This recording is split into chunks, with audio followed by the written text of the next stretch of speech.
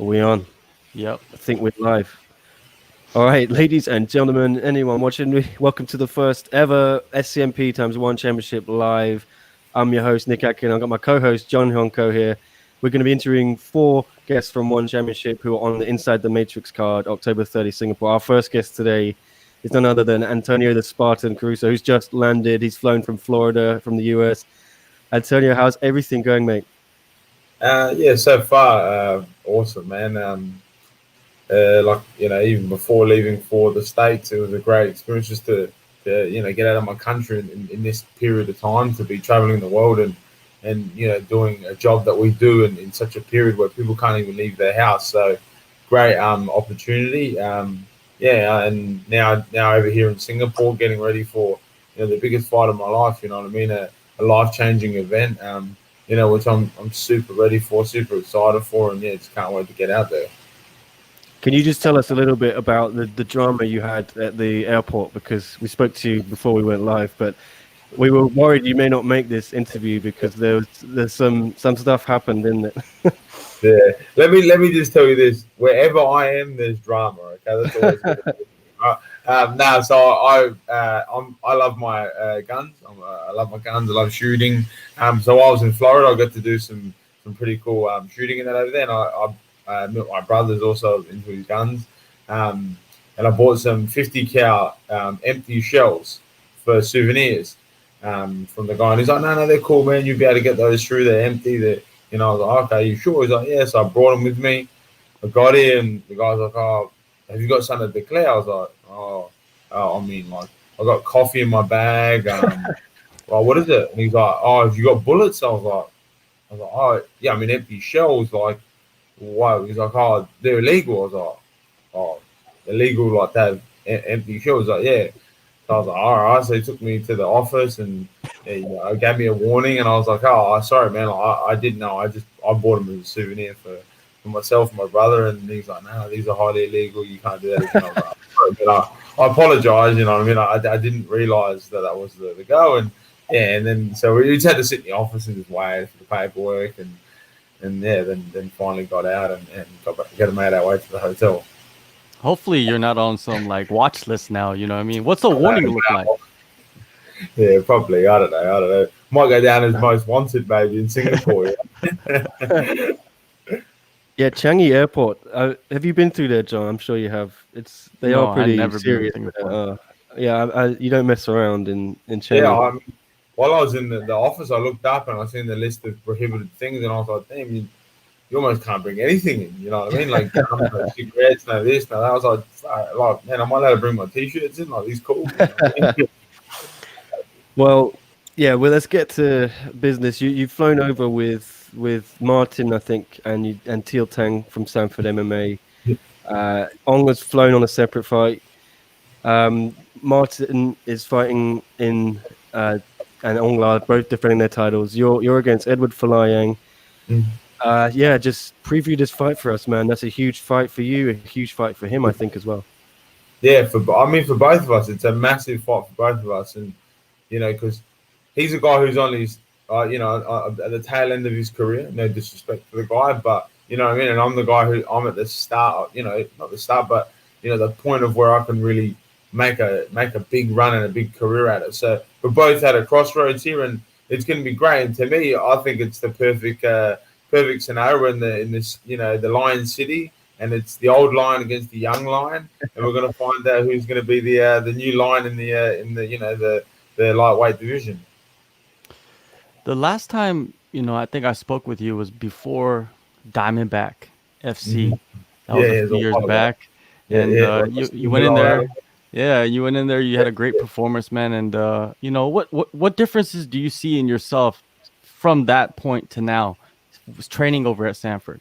I think the biggest thing, is definitely always upgrading. I'm always upgrading my skills, and now I have the ability to be around the best coaches and the best team in the world, and that is a massive thing.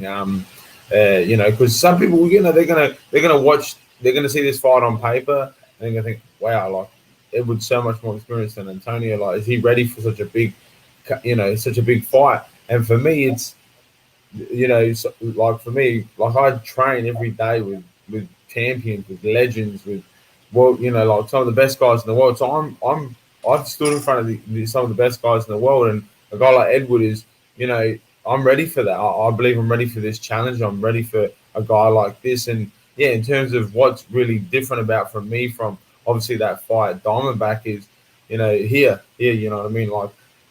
I believe, that like I really deeply in my soul. The last fight with Peter, I was happy to be here. Like I'm so glad to be here. Like I got to travel, I'm fighting on the world stage. What an experience. But now it's not an experience anymore for me. Now it's a job. Like I'm here to, and I honestly, I'm a big fan of Edward Falang. I've watched him for a long time. Watched him live. I'm a fan of the guy. But I'm here to beat him. I'm here to beat him, and I'm here to take what's mine. And that's the biggest thing that's in my head now. I believe that this is my time, this is me, and this is what I do for a living. And that's why I love the name of the Spartan, because the Spartan is here, and the Spartan's here to fight. You know what I mean? Having Martin, who has beaten Edward in your camp, Yeah. grinding with you. That, what has he told you about Edward, man? Like Edward is a top talent in the division, and Martin has knocked him out, so he must have something for you. Yeah, exactly. That was a massive thing going into it. It was helped me. Like you got a guy who has felt the man, has beaten the guy, and you know what I mean. He's standing right there next to me. He's a very close friend of mine, Martin, now, and a teammate, and and then he gave me a lot of insight into it. And so that's the thing with this fight going in with a lot of guys, like you know, a lot of the MMA world, a lot of even one championship, everyone's talking about Edward. Everyone's talking about Edward. Everyone's watching Edward. No one's watching me, and that's fine. I actually enjoy that because I'm going there knowing everything about Edward, but does Edward know everything about me? Now that is going to be, I believe, the biggest thing. That is the difference in this fight. I know him as a fighter, as a person. Honestly, I've watched him that much, and now I know like Martin has given me the very insight of, man, I know the guy, I felt the guy, and I've beaten the guy.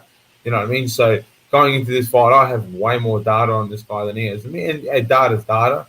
His skills will prevail on the day. But man, I've watched this guy for a long time, and he, even my girlfriend, she used to see me sometimes watching all his fights on YouTube and stuff. Probably a year ago, she always said, "Why are you always watching that guy?" I said, "I'm telling you now, I'm going to fight this guy. I know I can see one day me and him crossing paths, and I'm going to fight him." So I've been watching him for a long time, studying him for a long time, and no, I'm so excited to get the chance to honestly to be in the cage with him. I'm so excited for it. We're going to have Mark Sangiao, who is Edward's coach. He's going to be on after you on the show. But yeah, what do you make of the team Lakay? They have such a huge fan base, really dedicated fan base in the Philippines. Have you been getting any social media trolling from them, or what interaction? Is it all love?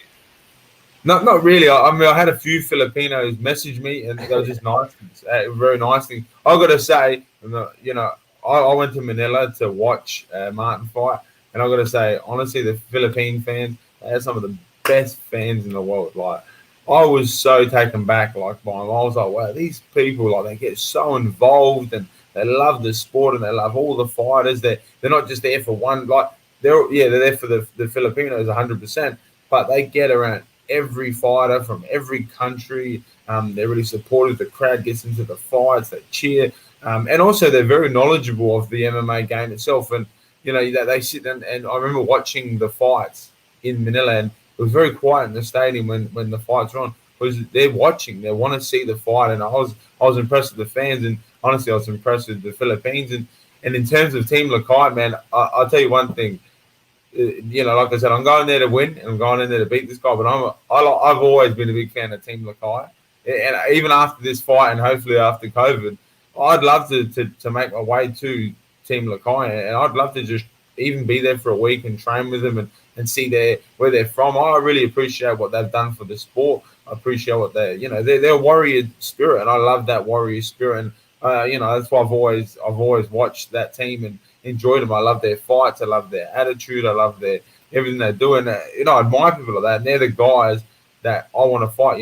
It's almost like the old school days. It's the best Spartan warrior against the best Filipino warrior, and it's cool, man. I love it. So it's going to be an exciting fight.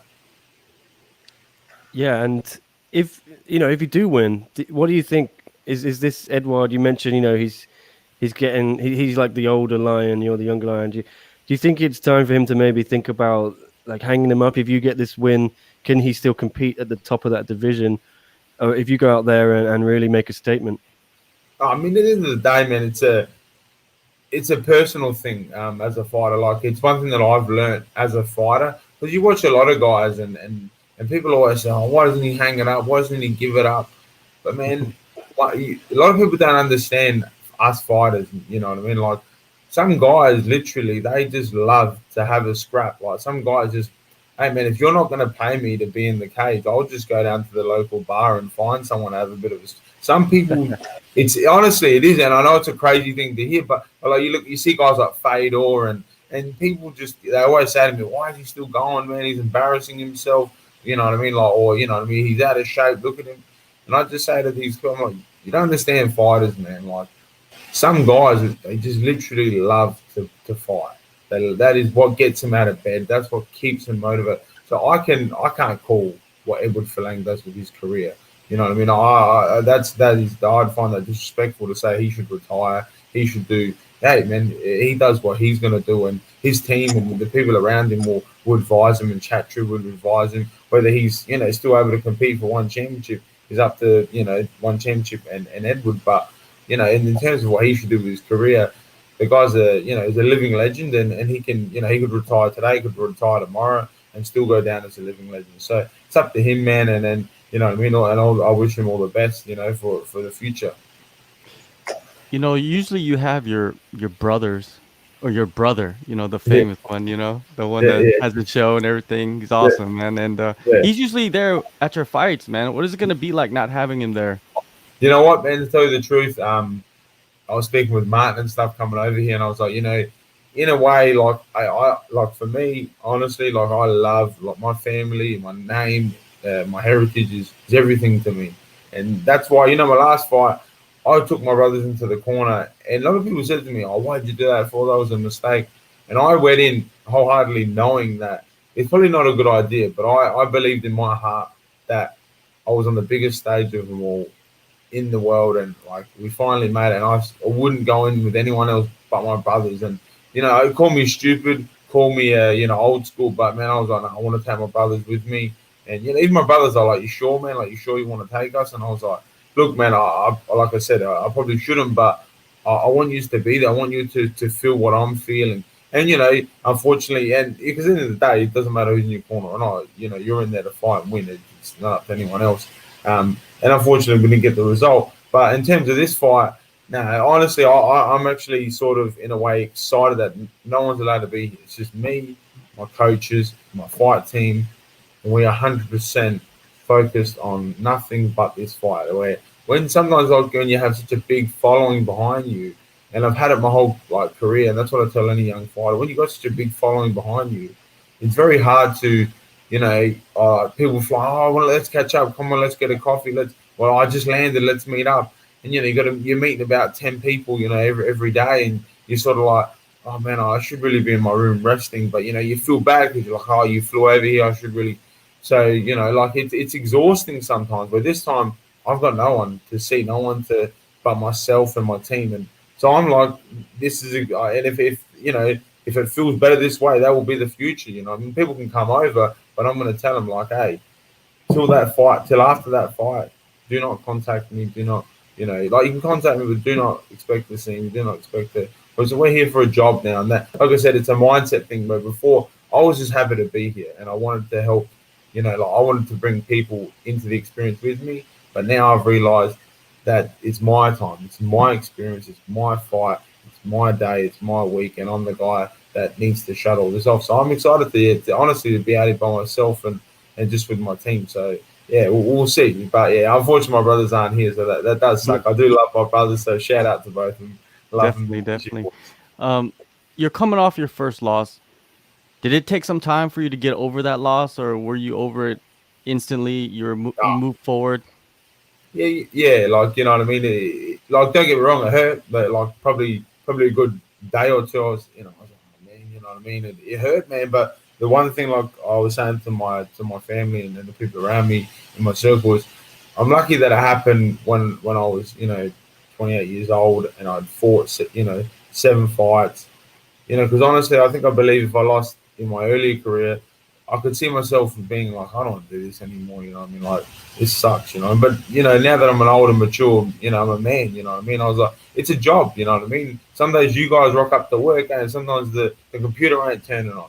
Does that mean you quit your job? No, you fix your problem. You know what I mean? You fix your problem and you get back to it. You know what I mean? And that's exactly what I laid down. It hurt. Like that I it wasn't that I lost. It was more I really, really wanted to win that one FC medallion to give to my dad. Like that's my goal in my head is I want to win this medallion for my dad. I don't care about anything else. I just need that to give to him to say, Dad, this is 29 years of sacrifice, and this is my biggest achievement, and I want to give it to you.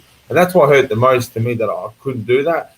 But in terms of losing, I was like, man, it's part of the job. Like it hurts, it sucks. I wake up every day and like I said on many interviews, me and Peter are still quiet. We talk a bit, me and Peter, but I tell him all the time, like, I ain't done with you, Peter. Like, I'm coming to get back my own. Like, I'm not done with you, man. Like, you wait. Like, I wish you nothing but success. And he's had a great run, you know what I mean? But I'm coming for him every day. I wake up thinking of him and what he took my zero away. So I need that back. So I'm obsessed and I'm coming for it.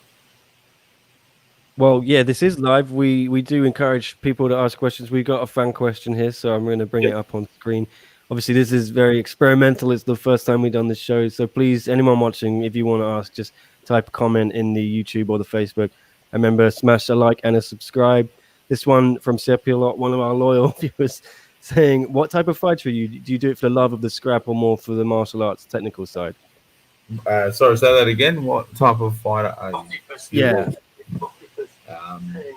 Like I said, definitely. I don't know. It's a tough one because I love the martial art technical side. Don't get me wrong, but at the same time, I can't help it, man. Like I got that Calabrese, Spartan blood in me, and when we see a fight, bro, you just switch and you want to brawl. Like I train technically, I train like for martial arts and for precision, but sometimes it's just like I just want to, I want to get it. So yeah, it's a bit of both. I definitely love the technical side, but yeah, sometimes you just got to throw it down when you got to throw it down. Yeah, that's fair enough. I was going to ask because you mentioned Peter Baus there. He's obviously been training with Rainier Derrida, who's fighting your teammate Ong. Yeah. Saying, yeah, what's the feeling around Ong? Of course you're backing him to get the win, but he's telling me he's feeling better than ever. He's taken this time off to like improve even more, which is a scary prospect, I think. Let me just say this about Ung. Ung is probably one of the I quote him. I call him the real life Goku because he is literally like he is honestly he is what you see with him is that's Ung. Like, he's one of the most nice, most generous. Like he to me is martial arts. Like when I met him for the first time, I was so humbled and so taken back by the guy. It was actually quite. But when you hear him talk and you see him fight, you go, okay. There's and then there's like the warrior in him, bro. And let me just say this: like anyone who has fought him knows, but once touches you, you realize that wasn't the guy that you've seen on the internet, the nice guy with his family. He is a bad man with some bad intentions, man, and the guy is fighting. I forget his name. You know what I mean? Hey, all respect to the guy. He's earned his chance there, and everyone's in it. But yeah, I think he's gonna get like a shock that wow, like this guy is a beast, and he is, man. And it's gonna be interesting to watch this fight, man, because I see it in Ung's eyes when he talks to me, and I'm like, damn, like I got to see this. I've got to see what this guy does. He's like, I don't want to see him live. I've never seen him live. Watched all his fights on the internet. Well, I'm a big fan of him too. But yeah, to watch him live, I want to see him do the business, man. So I'm excited. Yeah, there's not many guys out there that has had a career like Ong. If you are gonna get inspiration from a fighter, he's one of the perfect guys out there, a comeback story, and you're right in the middle of it. You're part of it, helping him train. No, that's it. And honestly, like I said, like is honestly he like is everything about like martial arts, like to the point where I remember when I first rocked up at the gym, and we are training, and I think it was on my first or second day there, and he walked up to me and he said, "Oh, do you want to hold some pads for you, man?" I was like, "You want to hold pads for me?" I wasn't sure if he was asking me to hold for him. And he was like, "Yeah, no, I'll hold some pads for you." And I was like, "Oh, like, man, are you serious?" I actually felt really bad. I was and he did. He held pads for me. He's one of the guys, man. Like mats, because sometimes after training, like, or not, sometimes always the mats have to be clean, and he's always one of the first guys to grab the mop and start mopping the floors. And honestly, like I watch him and I'm like, dude, this guy. I have so much respect for him, inside and outside the cage, honestly, and he's such an inspiration to myself. And a lot of people that I know from Australia, from America, they're big fans of him, man. They think, and I tell them, and I say, look, man, he doesn't put that on for a show. Like he really is one of those genuine like people, man. Like I said, he's the real life Goku. Yeah, and I spoke to Ali Abdelaziz, and he said Ongla is, if you had like a pound for pound martial artist, like number one in terms of everything a martial artist embody. He said Ongla is the number one. Yeah, man, he is, man. He's a 2 division world champion. He is like a mega star in his own country. And you can't tell him this because he's just always trying. No, I'm just a normal guy. But yeah, he's one of the first guys, like I said, to be on the floor, mopping the gym. He's always one of the corners guys that fight on local shows, and in America, he's one of the. He'll drive there and help him, and I'm like, man, this guy, he's got a family. He's got the gym, and I'm like, like he is honestly martial arts, man. So like one championship, they should be, or they are, they love him, and so they should, man. The guy is a true legend of martial arts. Yeah, it's just a shame for me there's no fans there, man, because when you get the Ongla fans who come over from Myanmar, they just go. I could only imagine. I remember I was in the Philippines with him and Martin, and I could just. And they were crazy about him. Like, that's when I first realized, like, man, this guy is like a true, like, megastar. Like, everyone was just taking photos of him, and I just wanted to like just touch him. And I was like, you know what I mean? It was, and I don't know if you guys seen. I'm sure you've seen on social media. That guy had got a face tattoo of him. I was like, and I went up to him, and I was like, you realize when someone even gets a tattoo of you, you're instantly a legend. But you got a face tattoo. Like you're just went down as the greatest ever. Like, bro, if someone ever got a tattoo of just the word the Spartan on him, I'd be like, yeah, that's so cool. But I'm like, you got a guy to draw a picture of you on his face. Like, that is just, so that's instant. I don't care where you come from. How you keeping yourself busy in quarantine? You're alone in the hotel room. What are you doing? Well, I mean, I just wake up, so I'm only in the morning.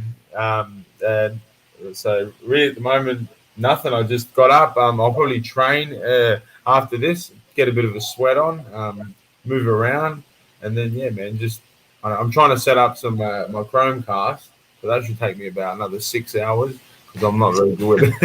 I have to call my brother like 6 times up, man. He always annoys me. Work it out yourself. So that should take me all day to do that. Other than that, I don't know yet. I haven't really thought that far ahead. Probably prank call Martin and stuff and annoy him. You might have to record that one. Yeah. So what do how do you see this fight playing out though? That's the big question is what do you visualize in this fight? Honestly, man, I visualize me going in there, me getting my hands on him and proving, why I'm a world-class grappler and a world-class fighter, you know what I mean? And I feel that's an area that I can expose him in his grappling, you know what I mean? There's not many holes in his game, but I feel like on the ground he does have issues, and I feel like when I can get a handle on him and get him to the ground where I want him, I can submit him, and I'm going to prove that, come October 30. So that's how I see it playing out. But at the same time, man, I really do think at the same time, I think it's going to be a war. Me and him are going to go in there, and I love the way he fights, and I love to fight like him. So I think we're going to go in there, and we're gonna collide, man. It's going to be some good fun. You got an eye on the rankings because it's pretty stacked, your division, isn't it? And a win over Edward may take you closer to that top 5, right? Yeah, man. So that's why for me, it's a huge fight. You know what I mean? Like if I can beat Edward, really, I've only lost to the number 3 in the world. You know what I mean? And like, let's be honest, man. I want to see one championship really throw me into the deep end. And I love it. Like, don't get me wrong, man. I don't want no easy fights, man. I'm not here for a long time. I'm here for a good time. And if I can, come away with this win, it's definitely going to put me eyeing off, if not in the top 5, eyeing off maybe someone, in the top 5, fighting someone in the top 5, and then breaking my way in. And 2021 could be, the year when it's a breakout year for me. So we'll see. We'll leave that up to them. That's their call. My job's just to win, to fight and win. Yeah, who would you take in that top 5 if you could? After this fight, let's say you beat Edward, who would you want ideally as your next fight? Well, ideally, like I said, I need my O back, so I need Peter. That would be the first one. Honestly, any of them, man. Hey, I'm not gonna. I like all the guys in the top 5. I think they're all class fighters, and hey, I'm happy to fight any one of them and prove that I'm one of the best guys in the world, and there's a reason why. So, I mean, there's no real name on the top of my head, like I said, besides Peter to get my O back. But that's up to the guys in the suits. You know what I mean? Us guys are just in the ring doing our job. What do you make of Yuri and Christian? Who are you predicting for that? Honestly, man, I mean, you got to sort of lean towards Christian, man, because he's got that experience. He's this is a big, massive show. He's been on him, and I got to say, Christian, I was a bit, is he that good? But I'll give it to him, man. After his last fight, man, I was like, good on you, man. Like that was a good win. That was a tough, and it was solid. It was no holes in it. He played a perfect game, perfect fight, and I thought what unto him. So, I mean, I'd have to lean towards Christian, but I'm excited to sit down and watch the fight and actually watch out how it plays out and see what the best guys in that division are like. Man, who have been, some of your supporters, man, the people that you want to shout out? This is the platform to do it. I mean, the people that have been, supporting you and having your back this camp and even before, years ago.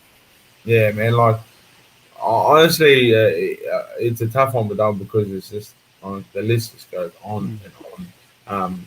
Obviously, straight up, Stanford MMA, Henry, Cammy, Greg, all my training partners, like, thank you guys, like, what I mean, like, you guys, taking me in, it's changed, helped me change my career, my life, and, won championship, and, thank you for giving me the opportunity. But, from the grassroots, like I said, man, like, you guys mentioned before about my brothers and about my family, to have, like, I got to obviously thank my dad and my brothers straight off the, so without those guys, I would have never, found this life. And, and my grandparents, they helped grow me up. And then, guys like Tom Cosmides, and Simon Alessi, these are 2 guys that have, backed me relentlessly, man. And they're never in it for, they've backed me financially, emotionally, their friends, their family,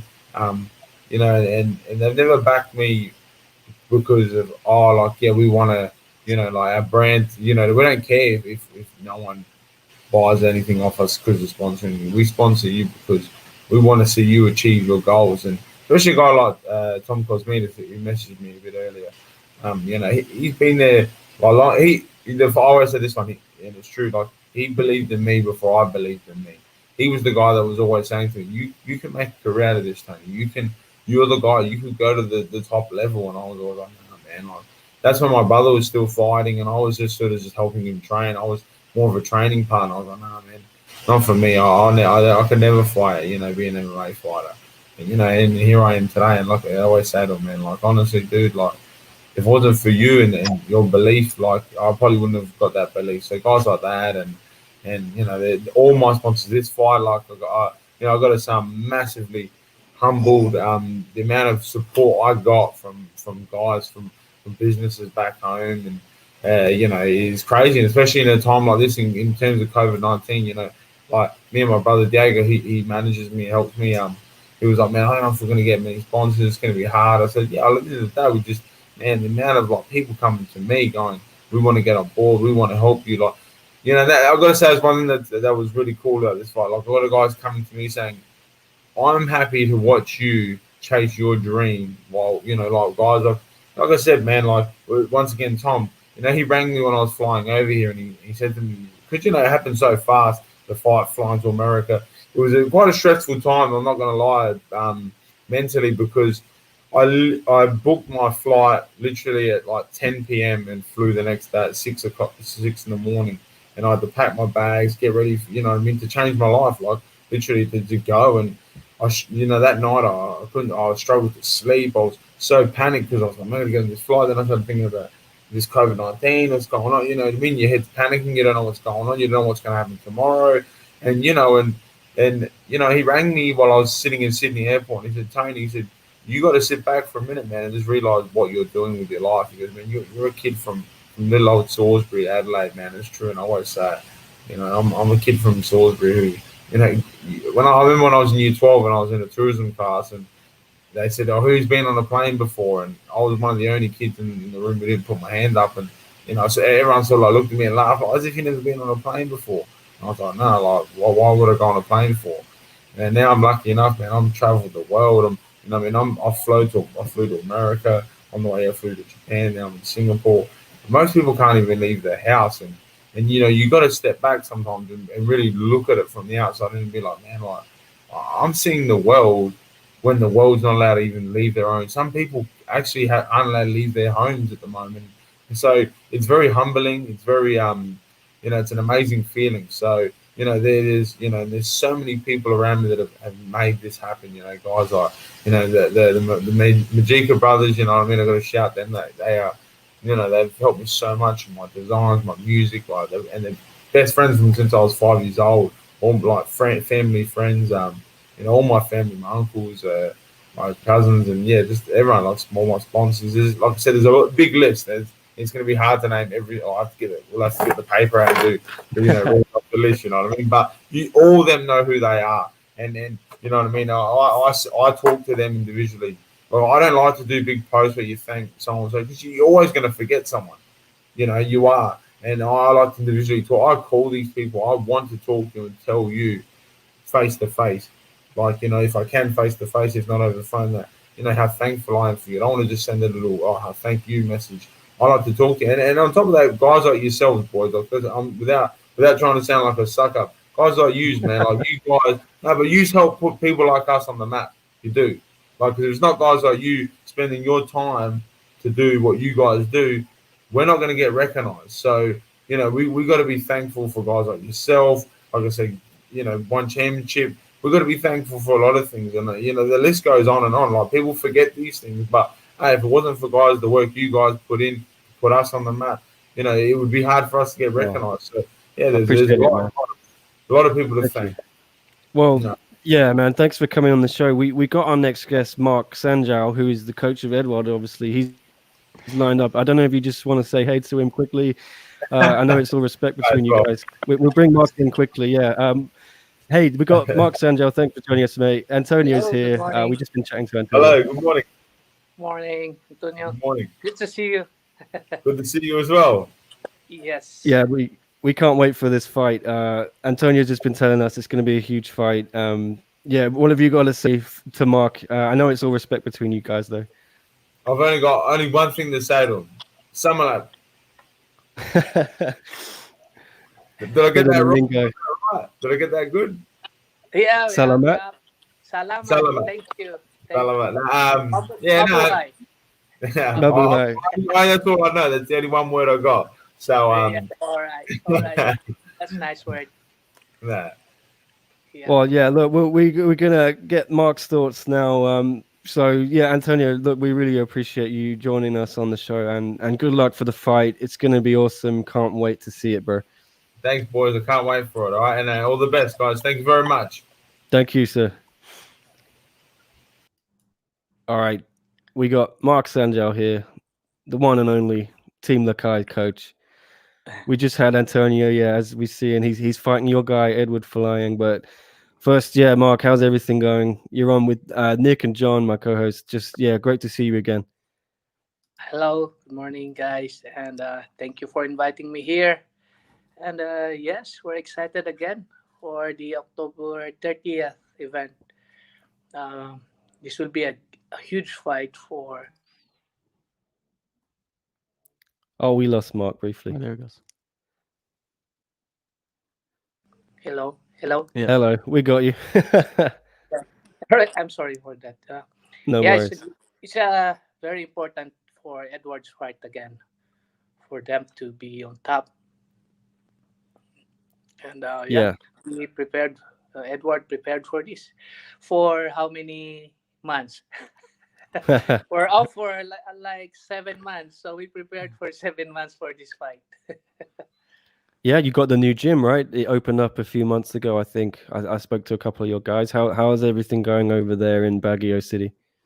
Yes, we have to open up a new gym for us to train.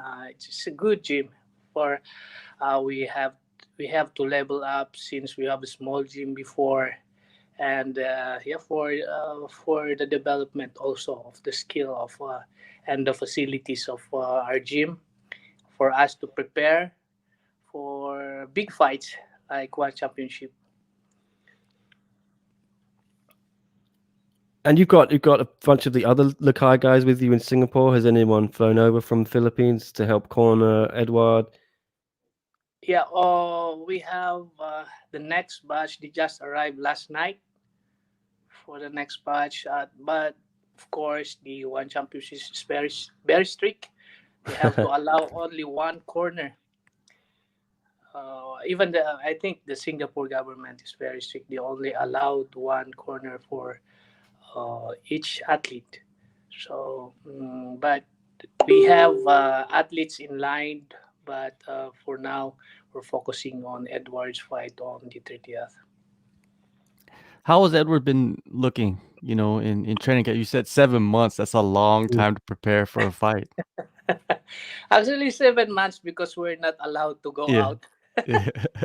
So yeah, for the first 3 months we have lockdown, so we are not allowed to go out. We have to train at home, and after that we have this all professional training only after 3 months. So we have to let them train inside, and some of them just slept in the gym just to train, just to maintain their condition because it's very strict. Yeah, they are very strict, but we have to follow protocols, of course, that our government implemented. Very strict. Was it And difficult to was it difficult to keep track of all your fighters during the 3-month lockdown, or was it pretty easy? Those guys seem like they're easily motivated. yeah, for me it's very easy because we have this group chat in the social media. So if you observe, they are always posting their. I let them post some of their workout at home. So every now and then they're posting in their social media. So it's it's for them. They're very passionate. So it's not hard for them. They're enjoying what they're doing. So maybe the only hard thing there is they cannot go out to train and have some partners. But for the last 2 to 3 months, our government allowed them, the professional athletes allowed them to train in the gym. So we're happy that for the last few months we are prepared. We trained with our team and back to almost normal. Yeah, this is such a huge fight for Edward, isn't it? What's the game plan against Antonio, and where do you see you can win this fight? What's the plan going in for this one? Yes, this is very important for Edward to be back on top. And yes, we know that Antonio is a multiple BJJ champion. So that speaks a lot about Antonio. And I've been watching his previous MMA fights, and we come up with a good plan. And hopefully all will work in our favor. Has Edward shaken off the disappointment from the last time out? He fought Peter Baust, who's number 3 ranked. It's difficult, isn't it, when you have a setback like that? Was there a period of self doubt for Edward, or is he fully confident again? By knowing Edward, I know that he'll be back. He recovered from that, and he's winning that match. But just a simple, when you're in this stage, just a simple mistakes, then you will be lost. But I know Edward. He has the toughest mental in the team. So I think he will be back, and he's very motivated to be back on top again. Are there any other big fights you can tell us about for some of your guys on the horizon? I know one championship likes to keep things secret until it's all official, but anything you can give us on the show today? Yep. Everyone, we were preparing. They told us to prepare all the guys, and then our guys also here are very professional. They train even if they don't fight. They do not have fights. So they just tell us to prepare. And next, maybe in line, we have there Kevin, we have there Danny, Jehe, every boys. I think they're in line for until the end of this year. How is Gina doing? I heard that she's pregnant, so she won't be fighting for a while. Yes, for Gina, yeah, I think he'll this November. Her baby will be coming out this November, Wow. and she's very excited, especially that the Grand Prix will be staged again. I think I don't know when, but she's very excited. Before she's not messaging me. Then when she heard that news, then wow, she told me that coach, I want to be in there. Oh, okay. I don't know. I don't know if she can still go in because she needs to, some recovery. Needs some recovery in her after he will have his her labor. Maybe she can be a late replacement, during the Oh yeah, Grand Prix. yeah, yeah. Yeah, we cannot say because like what did happen in the past, the experience on the past Exactly. regarding the Grand Prix, we have a lot of replacements, especially when they get injured. You know, Edward's opponent, Antonio, he's coming off his first loss as a professional. You as a coach, how do you prepare a fighter after they lost for the first time to have that confidence to go in there and win their next fight? Of for me as a coach, I we have this after talk. We have this word: we win or we learn. We after loss we always learn, and in every fight and every competition we consider that as very important, as if you treat it as your last fight. Then if you see the name as the rematch king, because every loss when the rematch, most of our athletes in Team Lakay won after their loss. Well, what? Oh, I didn't know what that noise was. Sorry, is it on my end? Is it in your hotel? The I'm beep? sorry. No, Oh no, no lot worries. of messages. Oh yeah, I know you're a Messages popular coming in guy. on my phone. I'm sorry, I'm using my phone. So Is that lot of Chatri sending you the fight agreements or what? Well, lot of what about? followers are Oh yeah, watching okay. us today. Yeah, well, any of the followers, if you're watching this, I know Team Lakay, you got crazy, crazy mad fans. So if you want to ask a question, please, we're live. Just type it in the comments there on Facebook or YouTube. We'll ask Mark anything you want. What about Joshua? Is he ready to go again? Is there any idea who he may defend his strawweight belt against next? For me, I have strong feeling that will be against Saruta because Saruta won the last fight against Naito. And well, I told Joshua to always prepare. Then I know Joshua is very responsible champion. He, one experience there is during the lockdown, he slept inside the gym just to maintain his condition and train in the gym.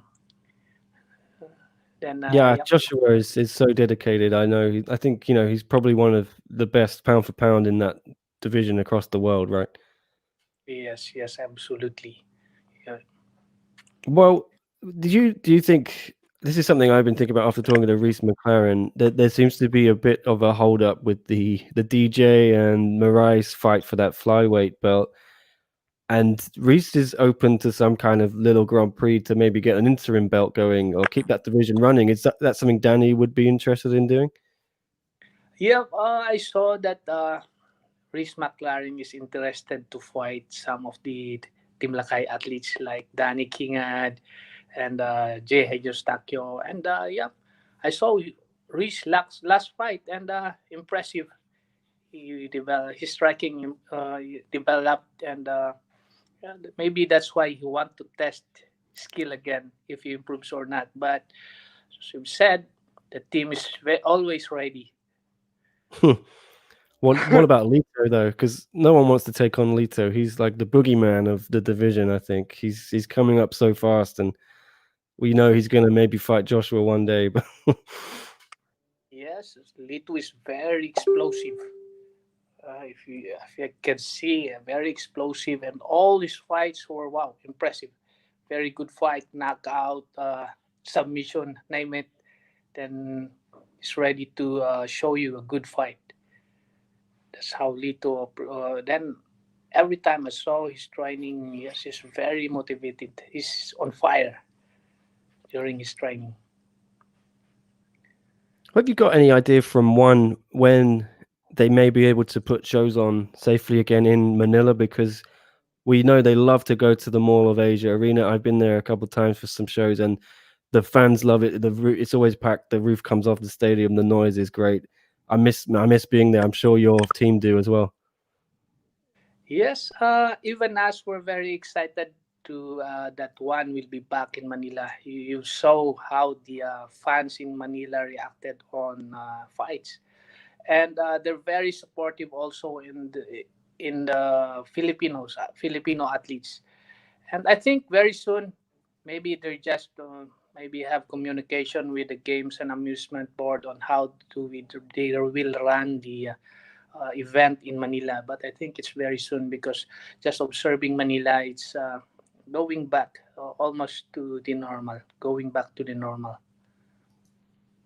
Yeah, what's the situation there with the COVID and the coronavirus? I mean, I'm in Hong Kong. John's in South Korea. I think Hong Kong definitely has it under control again. I'm not sure about Korea, John. Maybe you could fill us in, but yeah, Philippines. I don't know. Is it are the cases under control? Is it spiking or what? Last time the case is spiking, but I think it weakening because a lot of like the cases that were infected there, most of them recovered. So I think they have already maybe I don't know how they manage that, but uh, I think there is, but there is a medication already that they discovered. I just don't know, but a lot of case. Maybe for 10, there is one who died for 10 cases. So I think it's maybe going back normal. Though don't know the case now if it spikes or not. Has COVID affected anybody close to you? No, no, no, not Oh, in no. my in our case. No Yeah. one was affected in our gym, and we're very lucky. And because we're trying also our in our side are trying our part to, you know, to do the protocols or to make sure the safety of our athletes and all of the stuff going inside our gym. All right, we got a question. If you can answer it from Luke Welling here. What's Team Lakai's secret? Are there specific things that Mark feels make them uniquely successful? Secret. Hmm. Aside from good bonding, we work together as a team, and we always go on the next level. We try to improve every time, and we do that with the team. And like our new gym, we have our new gym just to prepare them for a bigger competition. As, and our environment are also friendly. We have a very good friendly environment which we can train outside during daytime.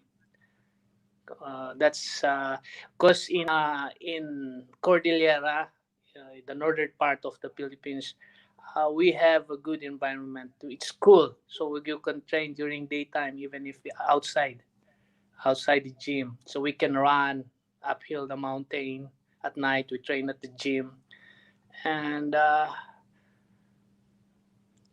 also in history, we have most of our ancestors were warriors. So in our heart, The we have the warrior spirit. Igorot Warriors, right? The eager, yeah, Yeah. you know it. Well, well, we got another comment. It's not really a question, but I think we could ask you about it. From Andrew, someone who's watching, he's saying Caruso is good on the ground. I hope Flying has prepared for it. It's one of his weaknesses. We saw Eddie Alvarez expose Flying on the ground. He got that rear naked choke after Edward looked so in control in that fight. And a lot of people say, "Oh, Team Lakay, they're no good on the ground." But I think we saw, Jay Hay especially, he defended so well for so long and got the win last time out. And are you tired of people saying Team Lakay are no good on the ground? Because you really have improved, over the last couple of years, I think. Yeah. We cannot blame this. We cannot blame them because that's what we did so before. But if you try to observe the improvements of Team Lakay, the grappling, we have Joshua Passion, the Passion Lock. We have Danny Kikan, they're trying over to control Reese McLaren in the third round through in his wrestling grappling. We have Lito Adiwang. He submitted Ikeda and Pung Shuri. And you can see the improvement for them. And maybe that's before when we're starting. But now we work, we have to be complete. As a coach, I have to see to it that they will improve their weaknesses. And we cannot deny that before. But now I think our athletes are ready to go. MMA, mixed martial arts, name it, then they will fight you. Have you had your fighters go out and train at other gyms, other countries, or do you bring somebody in for the wrestling and the grappling? Because the wrestling, I feel like you guys have improved a lot over the past couple of years. Yes, I'm open minded. For me, sometimes if they want to go out, okay, go out, go train, improve yourself, develop yourselves. And if we need to have coaches from wrestling, we call them. We try to sign them in the gym, and and that's a good help for the team. That's why the team improves a lot in terms of wrestling and grappling. How do you keep them like that? It seems like a lot of not a lot of fighters, but there's certain fighters they get big and they get the belts and they kind of their mindset changes. But Team Lakay, their mindset has been always the same. It doesn't matter if they're the champion or not. How do you keep them like that? Let's go back to the secret. That's one secret, the bonding. We treat each other as a family. Mm. We grew up together. Then, learning, keep on learning, try to explore. But at the end of the day, we are one. We're family. So when is the whole family together now then already, or are you still waiting for a few more to fly in from the Philippines? Yeah, the others just fly yesterday. They just arrived yesterday night, last night, and yeah, we're just waiting for the one championship to release some names of our teams to compete on the couple of days or weeks. So Next week. Yep. will you be staying there for a while then? Do you know how long you might be in Singapore? I'll be back on the second, and maybe next month after a week I'll be back again here in Singapore because others will be fighting again, will be Oh, okay. competing. Do you So have to do? we have to be very busy now Do you in have a flight. quarantine when you get back to the Philippines? Yeah, in the Philippines we have 3 to 5 days quarantine. Oh, okay. After the swab, you have to quarantine you for 3 to 5 days. But depends if your results arrive earlier, then we'll go out earlier. Oh, that's not So bad. yeah, I mean, were you tempted to maybe just stay in Singapore, to avoid having to quarantine or what? I know you got the family back home and you can't stand to be away from your kids too long. Yes, yes. Yeah, as long as I'm trying my best to be safe. I don't want actually I don't want to be in crowded Yeah.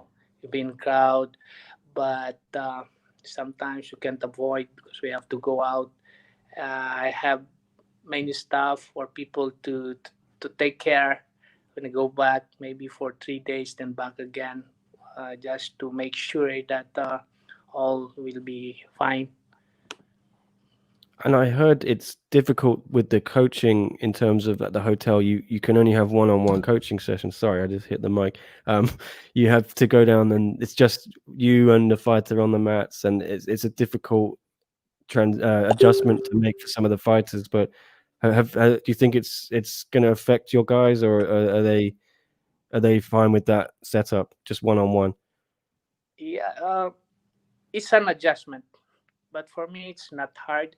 Just easy adjustment because all of us, same with the other team, all of us should follow that. So I think it's up to us to make our own alternative. It depends on you if the pressure will affect you. But for us, I think it's very easy adjustment.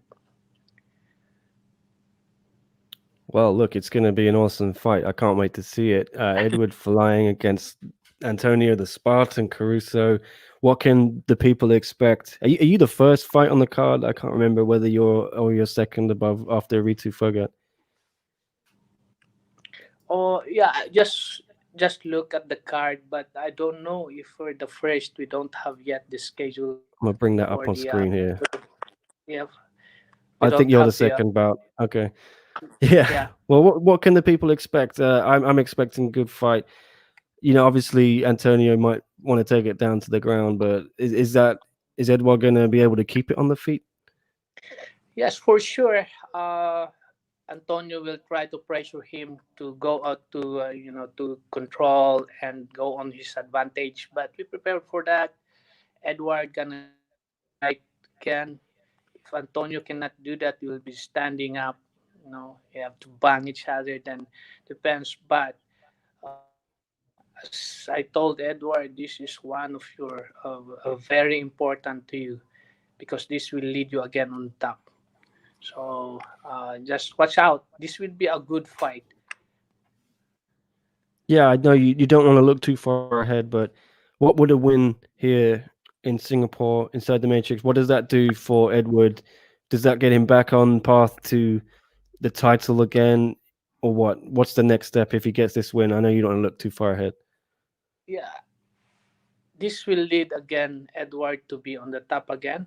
Maybe because he wants really on fire to be on top and get that belt again for the third time. So he's got no intention of hanging up the gloves, retiring. I know he's one of the veterans, a true veteran in the Philippines for MMA, but he's got no interest in retiring anytime soon. No, honestly, um, we don't have yet any worries about retiring. I don't hear any words from Edward to get retired after this fight or uh, whatever the decision is. Awesome. Uh, Well, we have our next guest coming up, Tiffany Teo. So we're gonna have to move on to her. But Mark, I really appreciate you joining us on the show, and yeah, we really can't wait to see this fight, Edward against Antonio. Good luck to Edward, obviously. yes, thank you very much It's for 11 o'clock. for having me. Sorry, a lot of disturbance from my phone. Thank you very much for having me this morning. And yes, watch watch the fight on the October 30th. And for our fans, thank you very much for always being there and supporting the team. All Thank you. right, Thank you, thanks Coach. so much. Cheers, Thank you, Mark. Thank you. Coach. Salamat. Thank you. Salamat. Thanks. All right, yeah, we have got Tiffany now on the line. Sorry to keep you waiting there, Tiffany. Okay. How's everything going? Can you hear us? Yeah, I can hear you. Yeah, it's loud and clear. Yeah, everything's Awesome. going well. Yeah, so it's towards the end of the fight prep, a few more days to go and then it's quarantine. Yeah. So you're not going to be in the hotel, right, or what? Because you live in Singapore already. So is there a difference there with how Mhm. you are preparing for the fight? So I have to be in the hotel actually. So on Monday I'll be checking in and I have to be quarantined too, all the way until after the fight. Yeah. Well, yeah. So obviously, this huge rematch, Tiffany Teo against Zhang Dependent Jingnan for that strawweight Mhm. title. Uh, Yeah. just talk us like, yeah, what's it been like on that road getting back to this title shot? And after the first fight, it was such a good fight. Did you Mhm. never stop believing? Did you always have confidence you could get back to this spot? Yeah, so yeah, it's been what about 2.5 years since we last fought. So it has been a long way, working my way back, even though I only had like two fights for the past 2 years. But ever since that loss, that was my end goal. It was to get back to title contention. Yeah. And how is all the hype surrounding this card as one of the home fighters? Do you feel any pressure there or what? I know they have announced actually there's going to be Mhm. 250 Oh fans yeah. allowed inside the arena, the super fans if they buy the Yeah. tickets. So is that Yeah. cool? You're going to have a bit of a crowd there behind you, no doubt. Yeah, for sure there'll be a bit of crowd. So I guess that's cool. It's a different energy at the stadium with a crowd over there. Yeah. So I fought in closed door event before. My last fight was an empty stadium.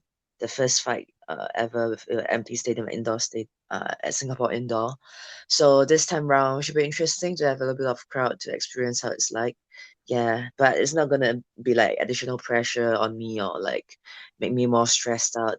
My eyes I'm really focused on my end goal and my focus is just on the fight itself. Yeah. Did you expect to be in this position after two fights? Did you expect to be fighting for the title this quick, this fast? I kind of did because the two girls that I fought, they were like the top contenders in the division. So the first one was Michelle Nicolini, and the next one, Ayaka. She was new to the division, but she was on a few winning streak. I think she fought a few of the ex-contenders for the belt. So yeah, when I won her, I was like, yeah, that's the only fight that made sense now. Yeah. What improvements do you think you've made since the fight 2.5 years ago? Yeah, I would say that I'm a very different fighter right now from who I was in 2018. So when I first lost to Xiong, it was my first loss in my career. So I had to be out from training for a good, 6 months because of the injuries. I had this cauliflower ear that blew up and it just took forever to recover. It just keeps getting infected and I just couldn't train. So this time off from training gave me a lot of time to think about, what's next. It gave me time to reevaluate like what I want to do next. And I did question myself if this is really what I want to do, It's like all the injuries, I asked myself if it's really worth it, if I'm up for it. So thankfully, at the end of the day, I decided that this is what I really want to do, and I went ahead. And that's when I started talking to a lot of people, my teammates, my coaches. I tried to pick on different brains in the sport. I was working with ex-national team wrestler, and yeah, I just had to pick my game apart. Obviously, something went very wrong back then in 2018. I didn't have the tools that I needed to win the fight. Yeah, so the past 2 years gave me time to fine tune the tools that I needed to become better MMA fighter overall, not just in one aspect. Because MMA is a discipline of different aspect, right? I feel like that was the problem I had back then. I could kind of strike, I could kind of do a bit of jujitsu, I could kind of wrestle, but I just couldn't put everything together to make it into MMA. Yeah. So I feel like that's the key difference in the fight this time round. Yeah, and also Xiong has improved a lot over the years, the past 2 years. She has fought a couple of times and she has two really great fight against Angela. I think this time around will be a very interesting fight, a well-rounded MMA fight. There'll be like great exchanges, standing and on the ground. Yeah. What changes have you made, in the last couple of years where, I believe you brought in some new faces, new coaches, talk about those Mhm. people. Yeah, so I'm still with the same team. So okay, so when I was preparing for Xiong the last time, I did my camp at Tiger Muay Thai. Mhm. So back then, I felt like my team was still very new, and there weren't a lot of like um regular like regular guys to train with. Like they weren't really always at training. That's the main reason why I decided to go to Tiger Muay Thai. So I went there, which was after I went there, I realized like I was in an entirely new environment, and it was a short prep, so I only had like 5 weeks or so. I had to adapt to a new coach, a new style of coaching. I have to adapt to new training partners. So there was just a lot of adaptation, Mhm. for a big fight. So I think that's one of the main thing that I felt I could have dealt with better. Yeah. So after that fight, I stuck to my home team in Singapore, Team Highlight Reel. Yeah. So but it's closing down soon. But it's like we're gonna open a new gym, so it will be a new name, but it's the same crew pretty much. So it'll be called Singapore Top Team, still with Okay. Major overall. So he used to fight for one championship too, but it's retired. Yeah. And I have a wrestling coach, Dominic. So he was a national wrestler for the Singapore team a couple years ago. So I've been working my wrestling with him, and I have a really good striking and training partner. His name is Kai. So he's mainly helping me with my MMA striking. Yeah. So Major is kind of like the mastermind behind everything. So he's like the one coming up with other game plan, the grappling, just putting everything together. And I started working with a strength coach too. His name is Han. His Instagram is Han Performance. Yeah, I felt like I've been working for about nearing 1.5 2 years so far. So I feel like I'm a lot leaner now, a lot stronger now. Yeah, and yeah, I started working with a sports psychologist too. So just to keep me mentally ready. Yeah, so yeah, I feel like I've got everything covered. So yeah, really ready for this fight. Yeah. Do you think, in previous fights where Mm-hmm. mentally going into the fights, Mm-hmm. you weren't as confident as you were in the last couple of fights? Do you think so? Uh, like the compared to my last two fights, or Yeah, yeah. Working with a um, psychologist, sports psychologist. yeah, I feel like I wouldn't say I'm less confident, but I'm more prepared, Mhm. as in the sense that I already prepared myself, what's gonna happen next. It's like he will walk me through like the best case scenario, the worst case scenario, and just putting myself in those situations so I know, so when it happens it's not like a oh shit moment. It's like, yeah, I know I'm gonna experience this, and I know how to cope with this experience that I'm having. I'm not going to have a negative mindset and go to a downward spiral. Like I know, like, yeah, this is what I'm going to feel. It's okay to feel this way. Let's move on. What's next? Yeah. So having that mental preparation will help me to cope with what's coming next better. Yeah. Yeah, I'm excited for this fight. This is a great fight coming up. I Yeah, like me this. too. Yes. Yeah, it's been 2 years in the making. Yeah. Finally. Yeah. Yeah, it's incredible just watching you after that title fight to face Nicolini and a Mhm. lot of people were doubting you in that fight and you went in there and Yeah. completely dominated her. It was incredible. Yeah, so the past two fights I've always been an underdog. Yeah, since that loss I've always been an underdog against Mhm. Michelle, against Ayaka Miura. So I kind of got used to it, and I kind of like it to being an underdog. It's like having this chip on my shoulder, having more to prove, and yeah, it just drives me and motivate me more actually. Yeah. So not Yeah. complaining at all, being the underdog. Yeah. Well, we are live. This is the first ever SCMP and One Championship live show we're doing. I'm Nick. This is John, and we got some. We're encouraging the fans to ask questions. We got a question here. Everyone, please like and subscribe as well. But this is from one of our guys, John KL. He's asking, why is this more than just a fight for you, Tiffany? I feel like it's also a shot at redemption, you know. Like I said, it was my only loss in my entire MMA career. And how often do you get a redemption at your only loss? And I work for it. Um yeah, so past 2 years that has been my end goal. So and I want to show like my fans, everyone that I'm a different fighter. I've improved since that fight and over the past 2 years too. And I hope that this fight is not just it's not just a fight to me, it's a fight for me to showcase, the fighter I am, what I've worked for the past 2 years, a different Tiffany 2.0 pretty much. Yeah, a different version of Tiffany. Yeah. Has it been a bit frustrating because you had that huge win in February? I think at that last show before one came back. You had the title shot wrapped up. It looked like you were going to get that in April or May, but now you've had to wait so long. What's it been like just Yeah, adjusting to that?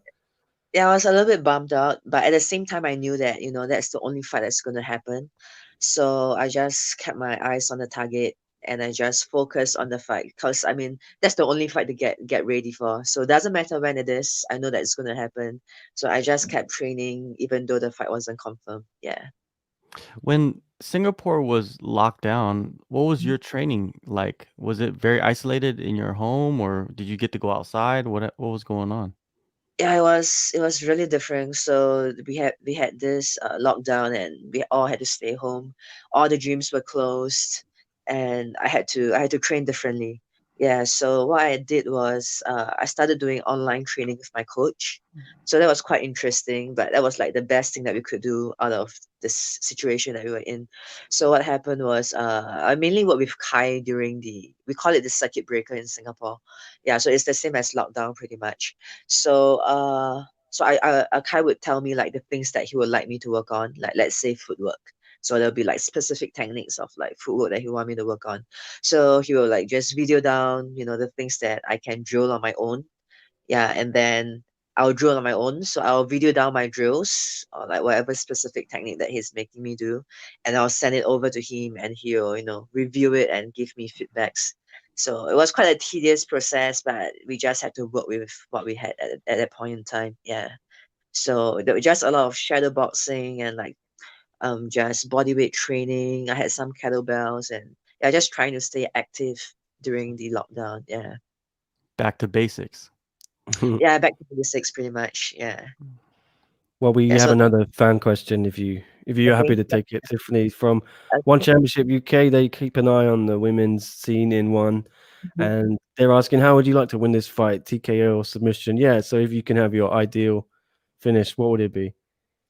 Ideally a TKO. Yeah, so I'm hoping that the fight doesn't go to like the judges' decision. Like I want to win this fight decisively. TKO submission. Yeah, I would prefer TKO over a sub. Yeah. I wanted to ask you as well about the the rankings in the strawweight division. I'll bring them up on screen, but uh, is it strange to you that Michelle hasn't had another fight since she beat Angela Lee? She's just been kind of on the sidelines a little bit. Were you Yeah, it's surprised? kind of weird, right? Yeah. I feel like she might fight the Japanese girl Ayaka soon. I feel like that fight makes sense. I think both of them they are uh the next top contender. So I feel like whoever wins who will be the next in line for the title. Yeah. And is it strange for you to see Angela at number 3, even though she lost both of her fights at Yeah, kind of, strawweight? right? Yeah, I thought about it, but the thing is, she did fight Panda twice, but once was at atomweight. Yeah, I mean she won Panda once, so yeah, it's kind of weird, but at the same time, I can kind of see the logic. Yeah. Yeah, obviously, no disrespect to her. She's done amazing things in her division, but Mhm. do you think she's coming back to your division? She seems to be, and she's obviously now pregnant. She's going to be out till Yeah, I She think said she's she has gonna to be off return. for like at least a year and a half, right? And Yeah, I think even if she comes back to my division, she has to earn her way back to the title shot. I mean, she's 0-2 in the strawweight division. Makes zero sense, for her to get a direct title shot. Yeah, I feel like you have to earn it like one or two more wins in the division before she gets a shot. Yeah.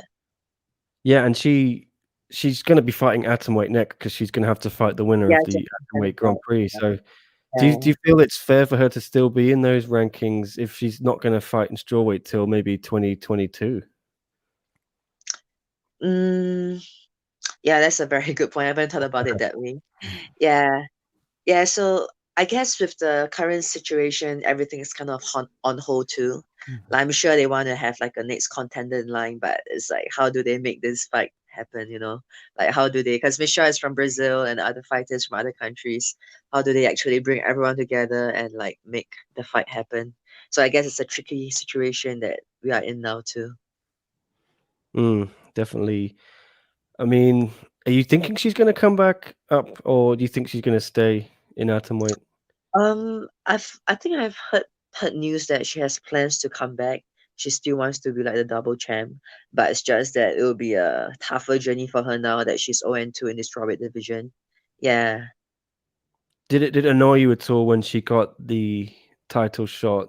Is it harsh to see someone from another division just get a shot at the champ in your division ahead of you when you're out there, Mhm. you're beating people in the division, Yeah, you're that's beating what ranked I've been saying. Yeah, so I've been telling like, yeah, I had some interviews, they asked me the same question, so I have the same response to that. Like the first time when I fought for the strawweight title, like 2.5 years ago, I felt like the belt meant a lot more to me compared to what it means to me now.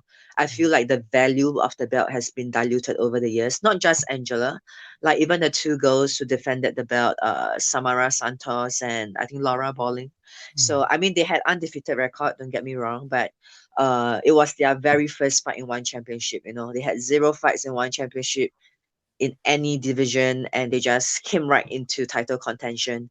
So when that happened, I'm like, it seems like you don't have to work your way to earn a shot. That's what it sounds to me. So yeah, so I earned my shot, two fights. I won two fights, worked my way back to title contention. And yeah, when I become the champ, this is something I want to change. I don't think that anyone should just have a direct shot at the title without, working their way through the ranks. That is yeah, it dilutes the value of the belt, I feel. Yeah. So right now, it's more about redemption than the belt. Mhm. Oh. Yeah, honestly, the belt doesn't mean that much to me. Like, it's just like, yeah, it looks good, it looks good to Mhm. have the belt on your waist. Yeah, that's pretty much what it means to me. Yeah, I'm not having like putting it like on a pedestal or anything. Yeah. Mhm. Are you a little annoyed that there's all this attention on the atomweight division because of Angela being pregnant, and now there's the Grand Prix? Do you want to remind everyone, Mhm. hey, strawweight, we got some heavy hitters here too. We can put on a show as well. I wouldn't say annoyed, but the thing with the strawweight division is it has always been like a kind of a weird division in that sense, because it's not as stacked of a division compared to the atomweight. Like, yeah, atomweight is a really stacked division, and Mm. if I could make the weight, I would want to fight atomweight too. Because I can see so many exciting matchups in the atomweight. Mhm. Yeah, but it's just the strawweight is just a division where there's like not much. Yeah, it's just a very small division in general, and it's like most of the matchups is like pretty much has happened or already happened. It's like, yeah, so I understand why the atomweight is like more exciting. There's just more exciting matchups, to happen. Yeah. Yeah, do you Maybe would some of you the women can move up, from atom weight. Yeah, that would be cool. That would be cool. Yeah. Yeah. I think that's a Yeah. good idea actually, because it is there's a lot bigger roster at atom weight. Yeah. And So, what do you think about the Grand Prix? Do you have a favorite, that you think might win this thing? actually, I'm not too sure who's in it. I heard Mhm. Killer Bee, Mhm. Dennis for sure. Mhm. And other than that, I'm not too sure who's in the Grand Prix actually. You have any idea? No, we don't know either. We just know that Yeah. it's gonna be some of those, Denise. Do you think Denise Yeah, is probably the Dennis. favorite right now? I was really impressed by Dennis' performance Mhm. when she fought Mei Yamaguchi, Mhm. because we have seen Mei fought Angela twice, and both times she did give Angela a pretty, a tough run for her belt. and Denise just, yeah, she just picked me apart with her striking and dominated me on the ground. So I was really impressed, and I fought on the same card as Denise that time too when she fought me. So I was really impressed by her performance, and yeah, I'm really excited. What's in it. Like when she wins the Grand Prix, I really want to see her going against Angela and see how it goes. I think it'll be a really great fight. Yeah. What do you think about Ham signing with One Championship? That just recently got announced, or I guess Ryzen announced that. Who? Ham, the Ryzen champion. Oh, the Rising Champ. Oh, I didn't I didn't hear about Okay, that. okay. Yeah, yeah. So Yeah. she's Atom, right? Yeah, she's atom weight, but you never know. She could fight, I think, up a weight class. She's done it before, so we Mhm. don't know yet, but who knows? It could be a possible something possible in the future. Yeah, yeah, yeah. Yeah, that'll be an interesting mix. And if she were to fight in a Grand Prix, yeah, Yeah. that'll be like an interesting mix of matchups. Yeah. Is there anyone in specific you'd like to see in the Grand Prix Asks One Championship UK again? Any names you definitely would love to Mhm. see fight in that? So let me think. In the atomweight division, also the Japanese star Itsuki is her name. Yeah. Yeah, Yeah, Tsukihata. she's a pretty interesting fighter too. I like to watch her fights. She's exciting. Um, yeah, I guess Stan will be in it too. She's one of like the fan favorites. Yeah. And yeah, I wouldn't be surprised if they threw Xiong into the Grand Prix, because I feel like that's what I think everyone wants to see, a double champ, right? So it will be Xiong's chance to be a double champ. I mean, if she wins the Grand Prix and her shot for the atomweight title too. Yeah, Mei Yamaguchi, I feel like she definitely she earned her spot in the Grand Prix. She has been around for so long, and yeah, I feel like even though she has some losses, she did prove her worth as a one of the top contenders in the atomweight. Yeah.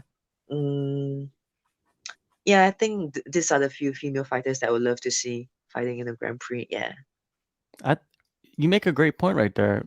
This fight could determine if Panda does go into the Grand Prix. You beat her, that frees her up. Mhm. She doesn't have the title. Yeah, yeah, She could yeah, probably drop yeah. down. Mm-hmm. Yeah. That's interesting. Well, we have a couple of people who are saying, we need to get some more fighters in this strawweight division.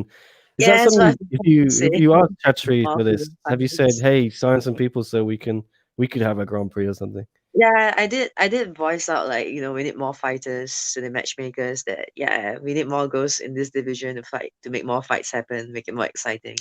Yeah, and they're actively looking for strawweight fighters. Yeah.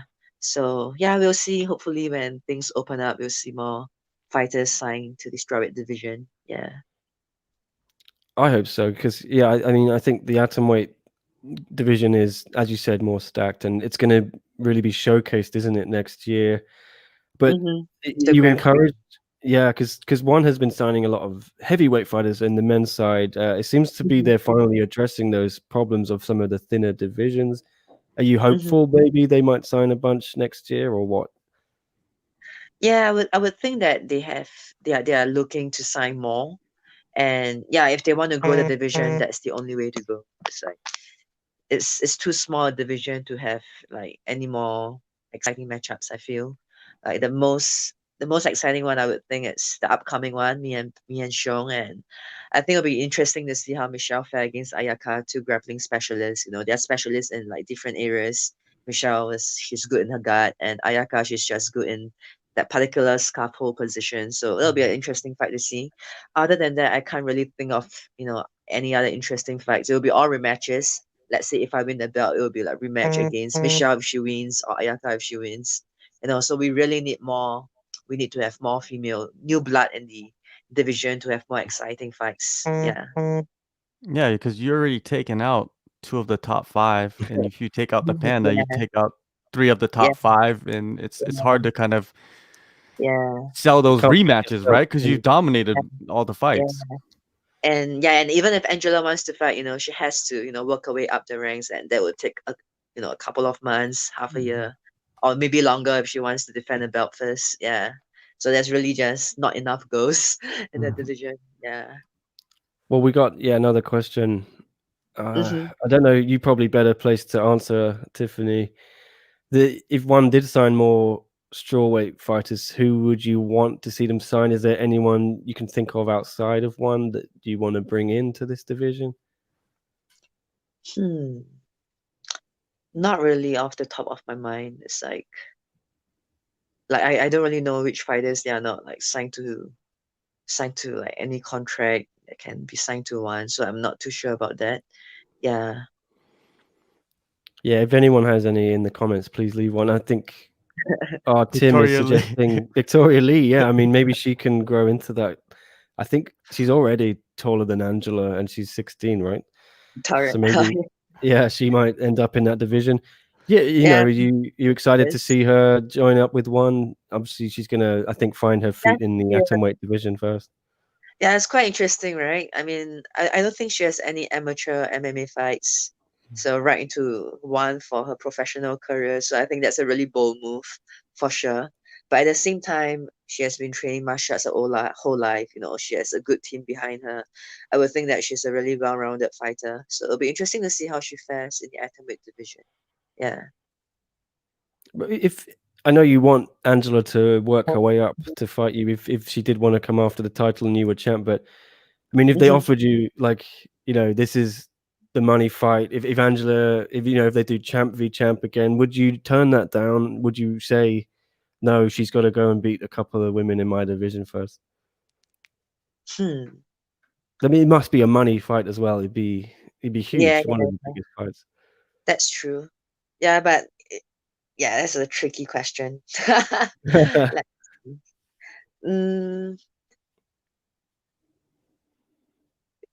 I don't really know. It has to happen before I have an answer to that. We're dealing in hypotheticals here, so that's fair enough. Yeah. We got to see how it plays out. Do you expect? Well, here's a suggestion from WMMA scene now saying Miki Matona just won the Deep Jewel strawweight title. She'd be a good signing for one. John, I'm sure you have a much better idea of that than me. And yeah, would that be good to see?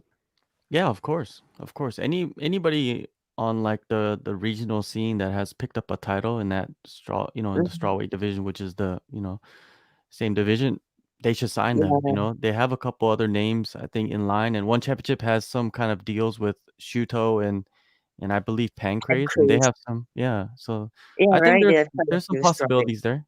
Yeah. Yeah. In fact, I think Ayaka was previously from Pancrase too before she got signed. Yeah. There's a lot of names out there, even stateside. Yeah. They just have to scout. You know, we're not the scouts, so you know they need to go scout them and bring them in and have Tiffany fight them.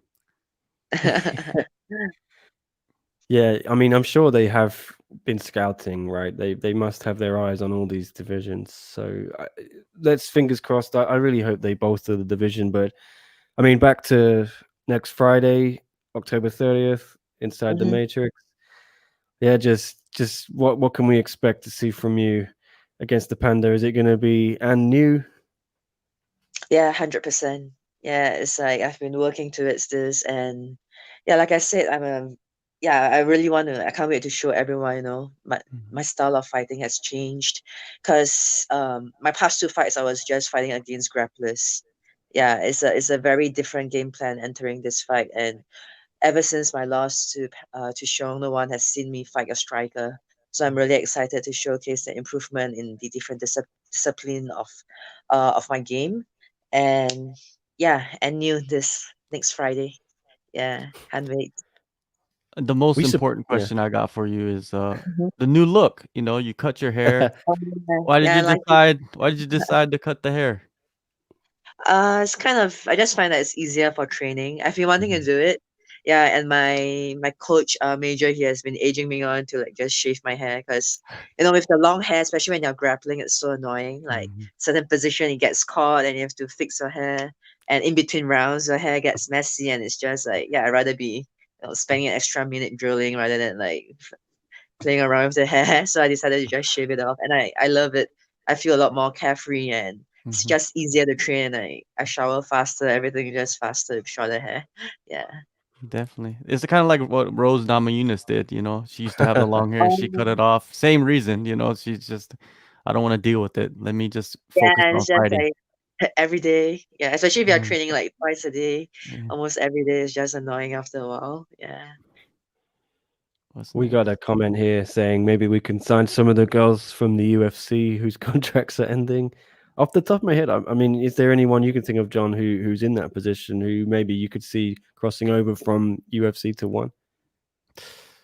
I don't know anything about contract situations, so I don't know who's about to be released or who's about to, get out of their Mhm. contract. But I'm, like I said earlier, I'm pretty sure the matchmakers are keeping an eye on who's going to become a free agent because they know more about that than we do, and they're going to pick up some of the women coming over. I think that's a big possibility. I think next year they're going to start building this division a little bit more because like Tiffany wants it. If Tiffany wants it, we gotta give it to her. We gotta build the division, man. Come on. Yes, sir. Well, thanks, Tiffany. We really Yes. appreciate you coming on the show. We've got Killer B. She's coming in, I think, any Okay. moment now. So Okay. we can ask. We will tell her. I think you said you want to see her in that Grand Prix, so we'll get Yeah. her thoughts on that, Yeah. and I'm sure. No, thanks so much, and yeah, really good luck for the fight on Friday. Can't wait to see it. Thank you. Thanks. Thank you, Can't wait. Tiffany. Bye. All right. See you. Bye. Peace. Yeah, well, we're gonna wait for B Nguyen. I'll double check when she's coming, but yeah, some interesting stuff there, John. I think. Yeah, Tiffany, she's a great interview, man. She's great. She doesn't bite bite her lip or bite her tongue or whatever you want to call it. But yeah, she spoke a lot of truth, about the division, and it's good to hear that. Yeah, I hope they do sign a lot more women to add to that division because that atomweight division is I think they've signed enough women to last the next 5 years, to just continually build some of the prospects and then have the established names fight each other and fight for the title. And that Grand Prix is going to be very exciting. We've been saying that for a while. So I think the next step is that strawweight division. Let's get it stacked up and get some of those fighters from North America. There's fighters in Europe and I think even in South Africa, in the Middle East. I'm pretty sure they're scouting all those regions to see who they can bring over. One championship does like to bring some of the European fighters, so let's see what they can do. Yeah, we're still waiting for B. Maybe I was preemptive in booting Tiffany off. I should have kept her on. We could have kept talking. It's Nah, been it's all fun. good. Bring the questions on. The people Yeah. are in the chat. Bring the questions on. You got any questions? We could get into some of the topics. Yeah, it's interesting that they're gonna bring in 250 people, like you said earlier, into the stadium, and I think that's a good idea. Because you could actually separate people because the stadium, the arena is pretty big, so you could kind of partition everybody away from each other so there's no contact, right? Yeah. And there would be no problems, and you could go in there and watch a live fight, which is great, man. Something different that we haven't seen in a while. And if they continue it and it's successful, they could start slowly add more and more people and have a controlled environment, and it'll make it a lot better for people watching from home. I think I'm starting to miss Myself, the crowds now. shameless self promotion here of my Oh. tweet.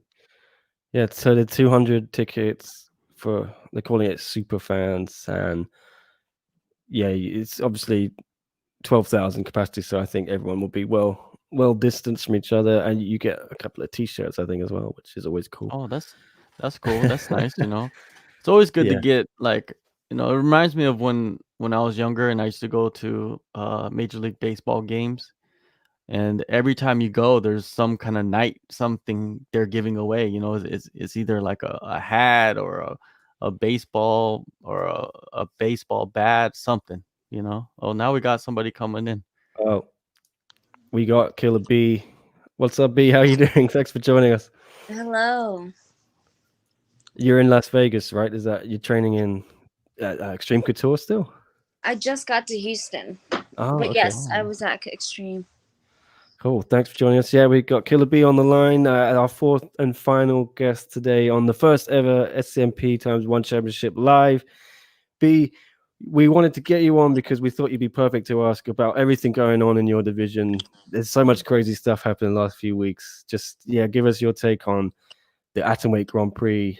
I know for sure you want to be in that, right? Yeah. I need to be in that, I think. I've had good fights against top girls. That's all I'm interested in. So Grand Prix would be like the ideal thing for me. All I'm gonna be doing is fighting top girls if I'm in the Grand Prix. So, and a shot at that title would be dope. And I think this is like just an exciting time, an exciting thing for women, especially at atomweight, to have such a big tournament is really a big deal, and I want to be a part of that. Yeah, for sure. And what do you make of? There's been a bit of drama surrounding whether or not Angela should vacate her belt. I think Denise, who had a title shot, kind of guaranteed, is now got to go through this Grand Prix. She was saying maybe Angela should give up that belt and we can be fighting for the interim belt or something. Have you got an opinion on that or what? Yeah, I mean, I understand both sides. I understand Denise's, eagerness to fight for the belt, fight the best, which is Angela.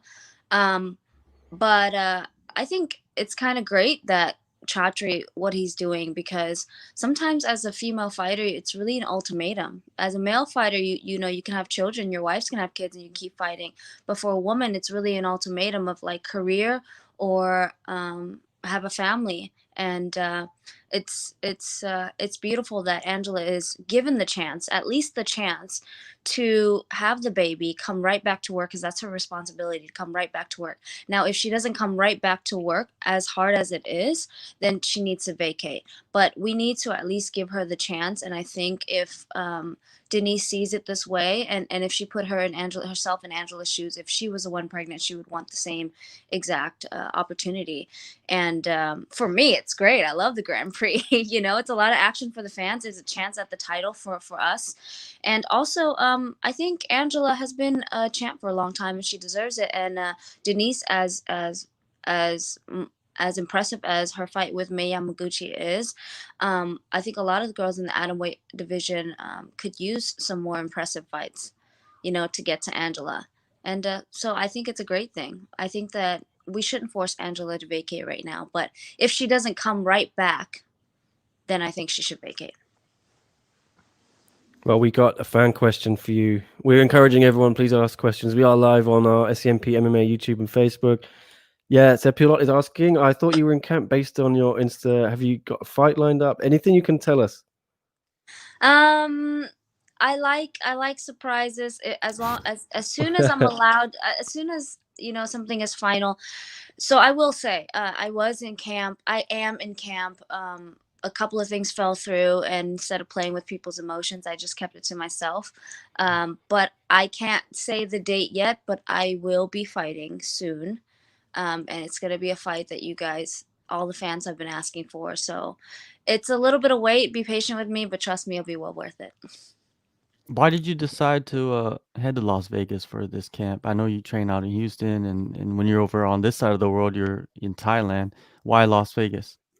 So Houston is really great for me. It's my home. It's my off camp. There's a lot of great gyms here, but not a lot of bodies for me. So I went to Thailand. Tiger. I still love Tiger, but obviously with COVID, I had to adjust. And I met Eddie Baracco in Kuala Lumpur, cornering Gary. And I've always wanted to train with him, so I thought I'd give it a shot. An American big camp, and I fell in love with it. So that may be my new camp home for the time being. Yeah, you were out there with I seen you're out there with Cynthia and I think recently Casey just arrived over there, and Mm-hmm. Casey got signed by the UFC. That was big Yeah, news. What you've been training with Casey for a while. It's yeah, well deserved, right? yeah. I mean, honestly, she was staying with me, and she was coming to America, and she needed a friend. So she came and lived with me. I was there when she got the call. It's just beautiful to see. Fight game is really hard, and a young girl like her coming to Thailand, which is the new country, then coming to America, just chasing the dream with uncertainty, and her getting the call was beautiful and well earned. And yeah, I've been training with Cynthia Calvillo and Claudia Gadelha, and it's been beautiful. I've trained with Claudia plenty times before, and as we know, they're both great grapplers. So expect, the best of me to come. Everybody knows I'm a good striker, but nobody knows about my ground just yet. There's a video that I saw of you and Ian Heinisch.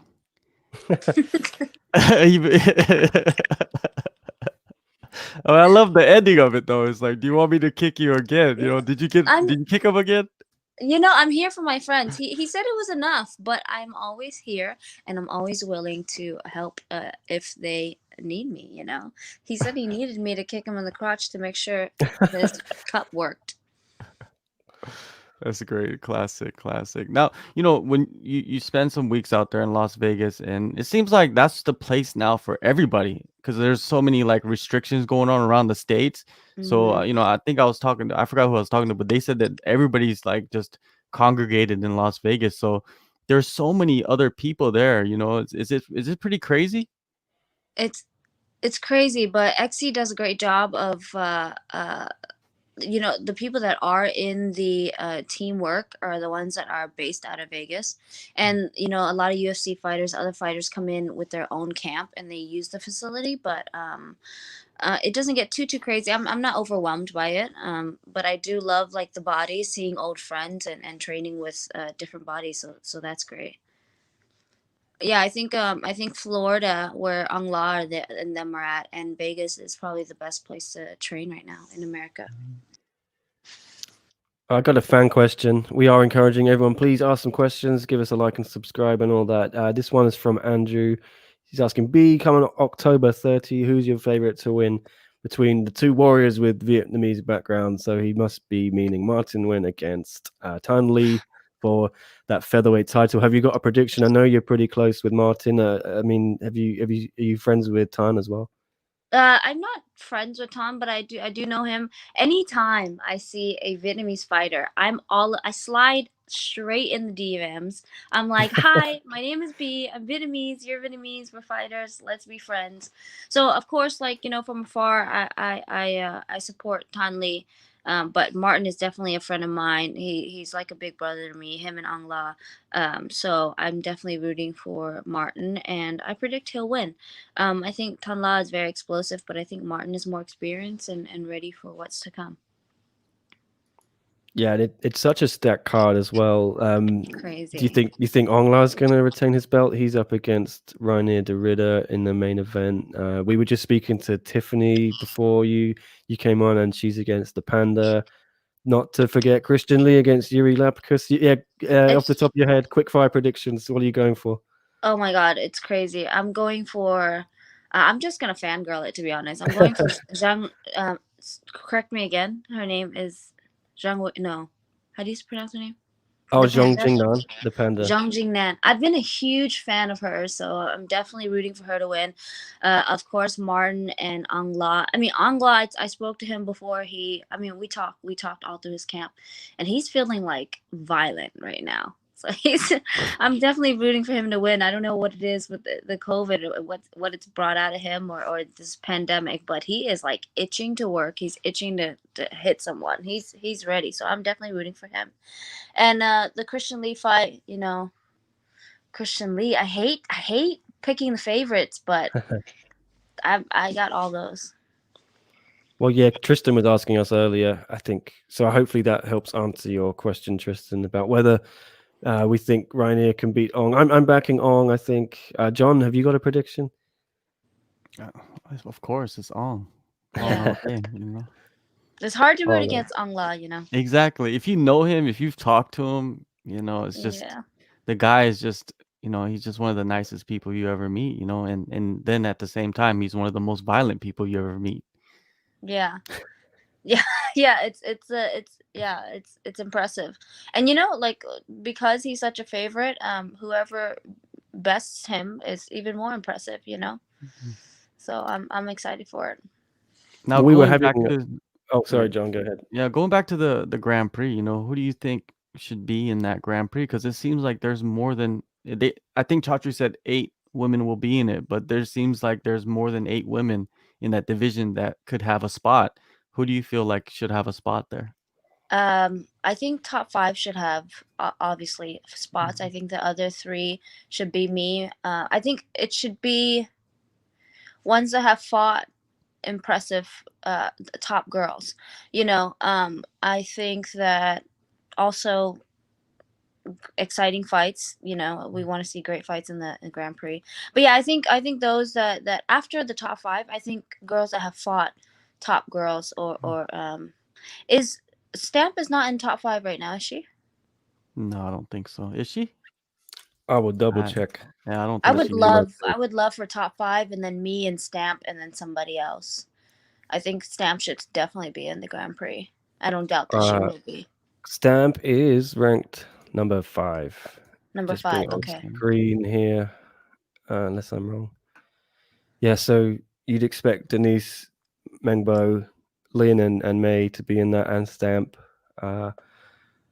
We Yeah. guess that there's going to be Ham, who they've just signed, the former Rising champ, who I John see. knows very well. She's likely to be in that because I think that's why they signed her. Yeah. So maybe that leaves what 2 Hirata. spots? Yeah, Hirata. Itsuki I mean, Hirata, yeah. I really want to see you in it, B. I mean, Yeah. I remember that fight against Stamp. You guys went hell for leather in Kuala Lumpur. Was it Manila? Manila. I cannot remember. My I think brain's. I'm definitely the exciting bet.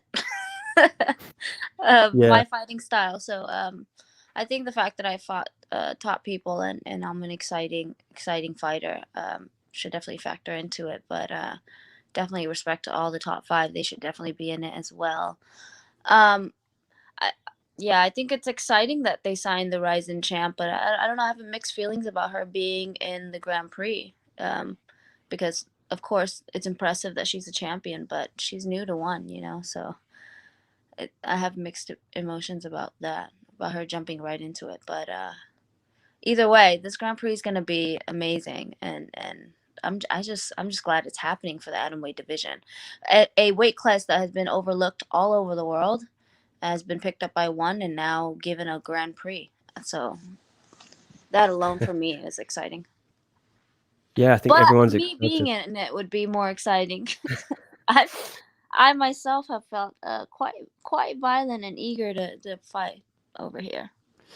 Do you think that they're gonna wait until next year, or do you feel like they should start it now? Since there are no matchups being made yet, why not start it now? Why not get it kick started early? I mean, I'm for it. But if they're waiting till 20, as some, if I'm being impartial and not someone who could be in the Grand Prix, if they do wait till 2021, they should have. And if they're indecisive about the last 3, like me, Itsuki, whomever else, they should have fights to earn a spot in the Grand Prix. Why not? If we're waiting until 2021 to do the Grand Prix. Maybe that's what's in line for you soon. We don't know. We don't Just know. Exactly. Nobody knows. Well, we know that you did have a couple of fights that fell through because of injury, and then the pandemic hit. Talk us through the last year, because has it been I imagine it's super frustrating when all that happened. Yeah, I don't know what it is about my life, but it's always something, and I'm getting kind of used to it, and I'm kind of starting to use it. I get excited. If honestly, if everything's going right for me, I feel like something's wrong. But ever since I've joined one, it's been, every camp has been difficult, and I've rose above it, so I don't mind it. I was supposed to schedule to fight Itsuki Hirata February 3rd, if I remember, or something like that, 13th. And I fractured my elbow 2 weeks before. And then right after that is when the pandemic hit, and I tried to fight again, and then the restrictions. And then we rescheduled again, and everybody seems to want to see that fight. So they worked really hard for it to happen. And it's just difficult during this pandemic. So, but I do commend one for trying. They tried. You guys have no idea what's happened behind the scenes. I had 4 fights lined up after that, but we were just getting beat like a day before with the border restrictions. So it's been a lot of emotional up and downs, but I'm pretty good at accepting what I cannot change. So it is what it is, and keep it rolling, right? Yeah, I'm trying to find a picture of that injury. I think you posted it on Instagram. Oh yeah, it was It gnarly. was pretty gnarly. Yeah. It was When was that? gnarly. So that was February or what? Yeah, I Around thought February? it. I didn't know what it was, and I hyperextended my elbows, both of them, so many times in camp. I don't know what it is about my elbows, and I fought Bozina the entire half of the camp. I was in a cast, but it wasn't broken or anything. It was just hyperextended, and then I fought with it. Um, so I was gonna roll with the fight, and then when I sent them pictures, one staff was like, "All right, B, let's not let's not push it. We're gonna call it. You can't fight with this. It's quite. Oh yeah, that's just in the sling, but that was There you go. yeah, that was the first day. What was weird was that my whole hand was swelling, so I was concerned about that. I don't know if you guys can see it, but it's humongous. Oh, there we go. Then yeah, then that started happening, and then it got worse and worse and worse, and it was Oh, yeah. Oh, yeah. That's my elbow. that's really swollen. That looks Yeah, like a that's when leg. one staff, what Victor was like, B, you know what? We're gonna call it. Like, I didn't even pull. I kept asking them. I told them ahead of time. I said, look, I don't want to put you guys through more trouble than it would be, so I'm giving you these pictures ahead of time. And they were like, let's watch it for a couple of days. Did not get better. So it was one that really pulled me. It's just that just doesn't look good. I was like, no, I'm fine. Put some ice on it. Put some Vicks. Put some Windex. I Vicks. don't know. Put a Band-Aid That's the on it. old school Asian trick, the Vicks. I'm like, put a Band-Aid on it. I'm fine. Put me in, coach.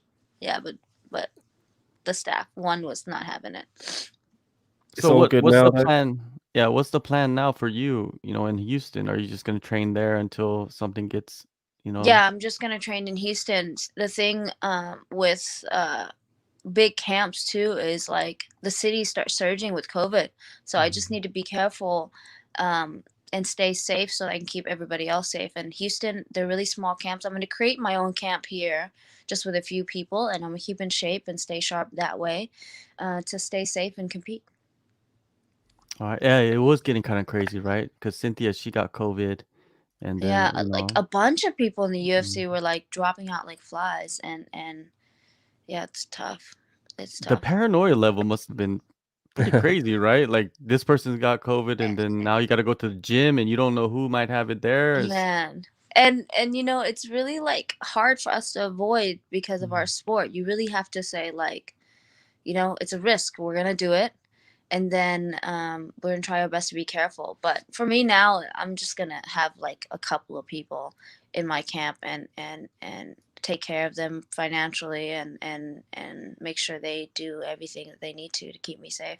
But yeah, it's weird. It's like we'll roll together, and then afterwards we'll be like, "Stay away from me," like 6 feet. It's like we just rolled like 10 rounds, like you know. But Are there people training with the mask on? no, that's Yeah, silly. yeah. Well, have you seen videos or something?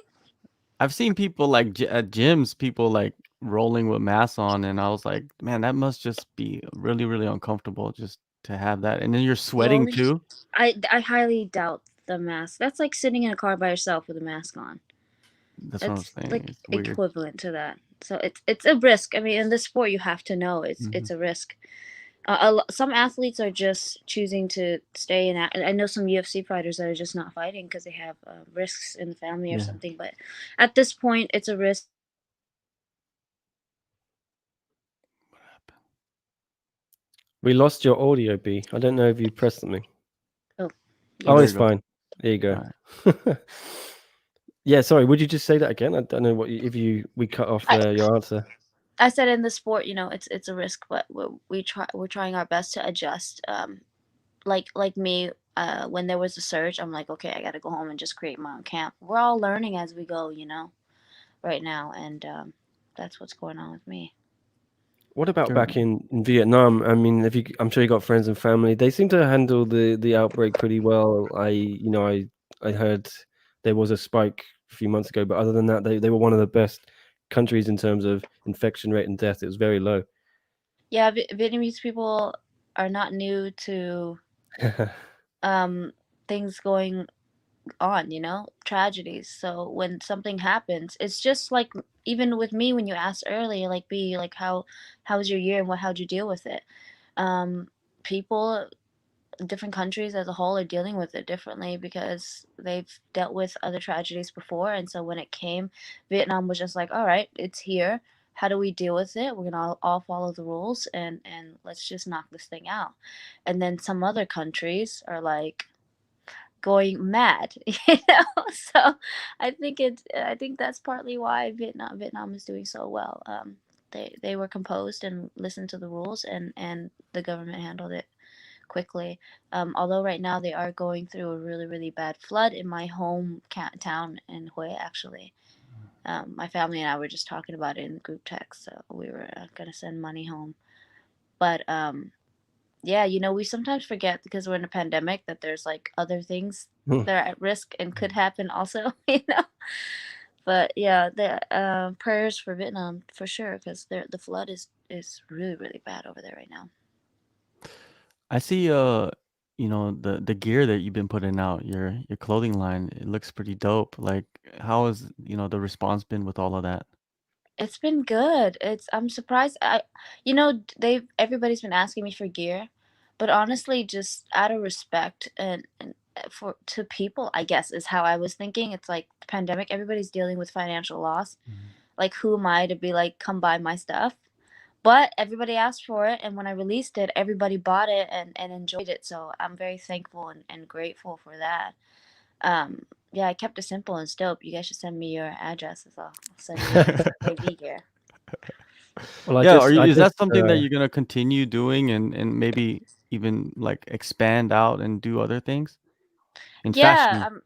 for sure. Uh, I have a lot of projects going on all the time. I'm just always trying to. I think martial arts, we're artists, you know, and as much as you know, I express myself in martial arts. I like writing. I like designing. I like all those things. So, I'm just practicing my art and expressing myself as much as possible. I've been doing a lot of writing, and I have some ebooks coming out. I actually have a biography coming out. I mean, a memoir coming out. Um, yeah, just keeping busy and sharing my story and staying creative. Yeah, B, I have a collection of weird stuff behind me. I mean, if you have any swag I can take, I would love to add it to the background. I Just got random. you. I got what is that? Is that what is that big head bobblehead thing? Is that you? That's that's Thor.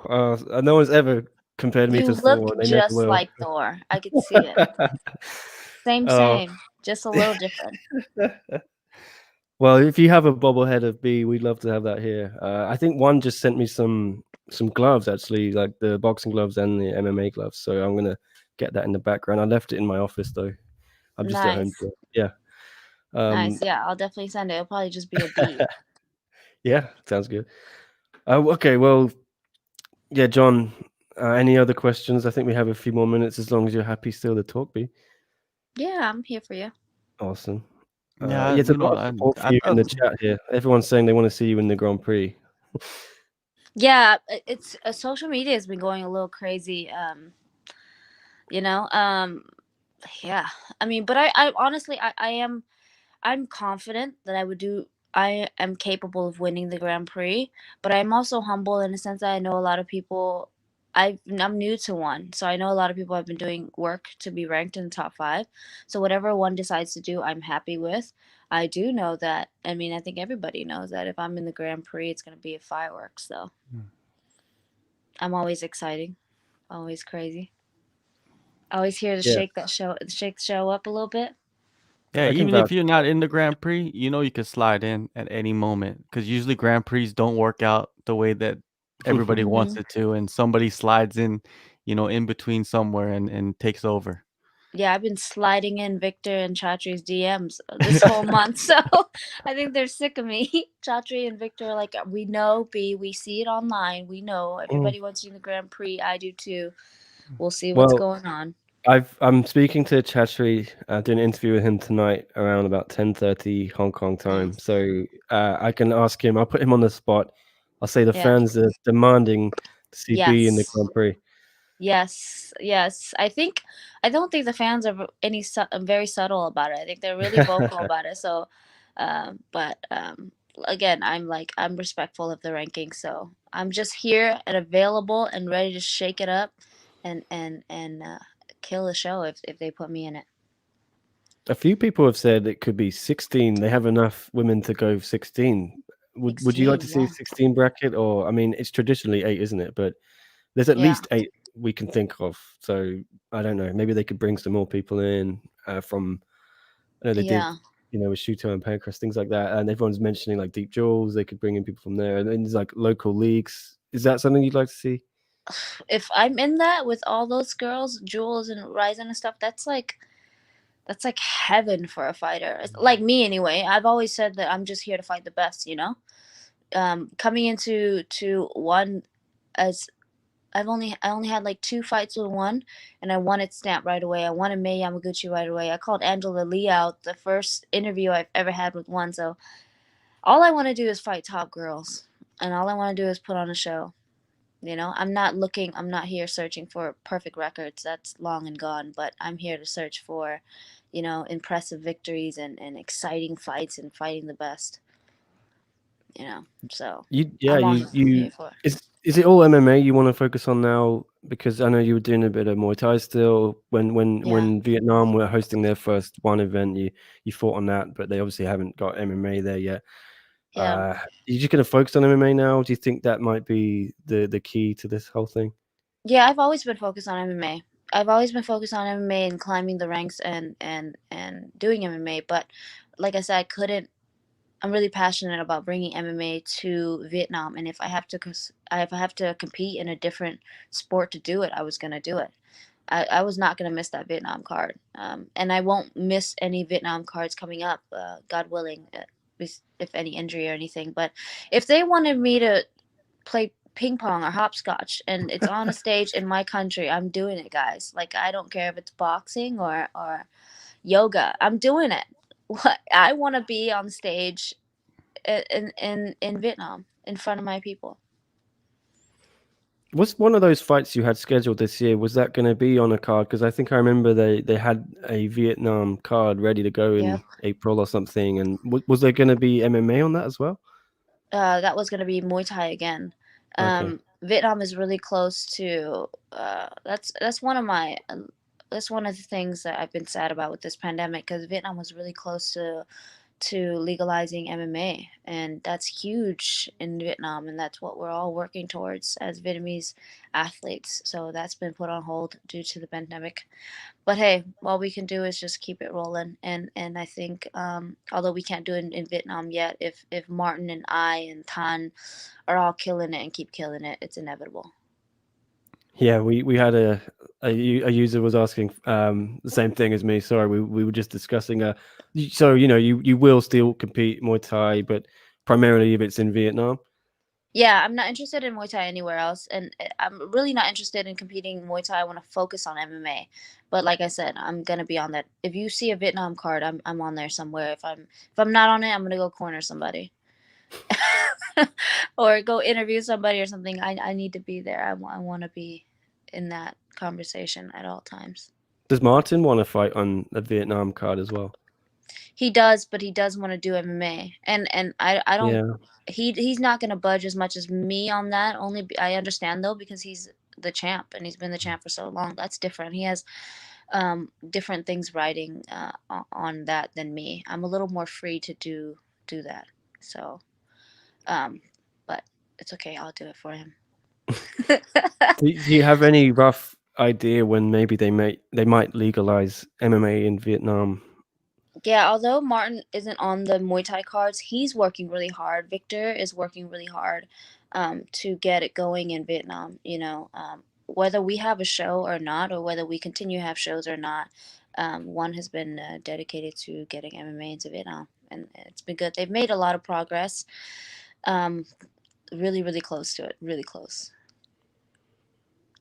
Yeah, I hope so. It's one of my favorite countries to visit. I know I can't go anywhere at the moment. I'm stuck in Hong Kong, but yeah, I tell everybody that number it's like one.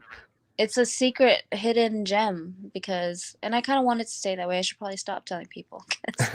It's not one of those spots where you're gonna go and it's like riddled with, when you go places and they change the local foods to kind of like dilute it a little bit, add a little less spice. I don't want that to happen to Vietnam.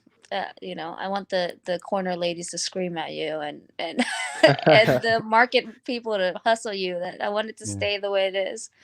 But it's a beautiful, beautiful country. When's the last time you were there? Is it been a while, I imagine? No, I was there right before I was there in March, and right before I came back home. So yeah, I miss it. I wish I would have stayed, but I couldn't. There's a lot of restrictions. So I had to go home. They were like, you got to get out of here. But I'll be back. I've been trying to get back for a while now. We have a comment here from Seppi a lot saying, too bad I was hoping to see Martin do hopscotch in Vietnam as well. Martin's competitive as hell. So if there was hopscotch, he'll try to do it if it doesn't affect his MMA. We need B against Martin in hopscotch, I think, in Vietnam. Oh, I would murder Martin. Martin may be my big brother in MMA, but anything else, I'll murder him in hopscotch. He's done. Yeah, they need to. I would love to see competitions between fighters, different competitions like that, ping pong or something, because we're so competitive. It's wild. Did you get up to some of that stuff in the athletes retreat? I don't know if you went on that one. They had a couple. Last year after Tokyo. Didn't. I was like the stepchild sitting on the outside of the window because I just entered one, so I get it. I'm like, okay, I'm a newbie.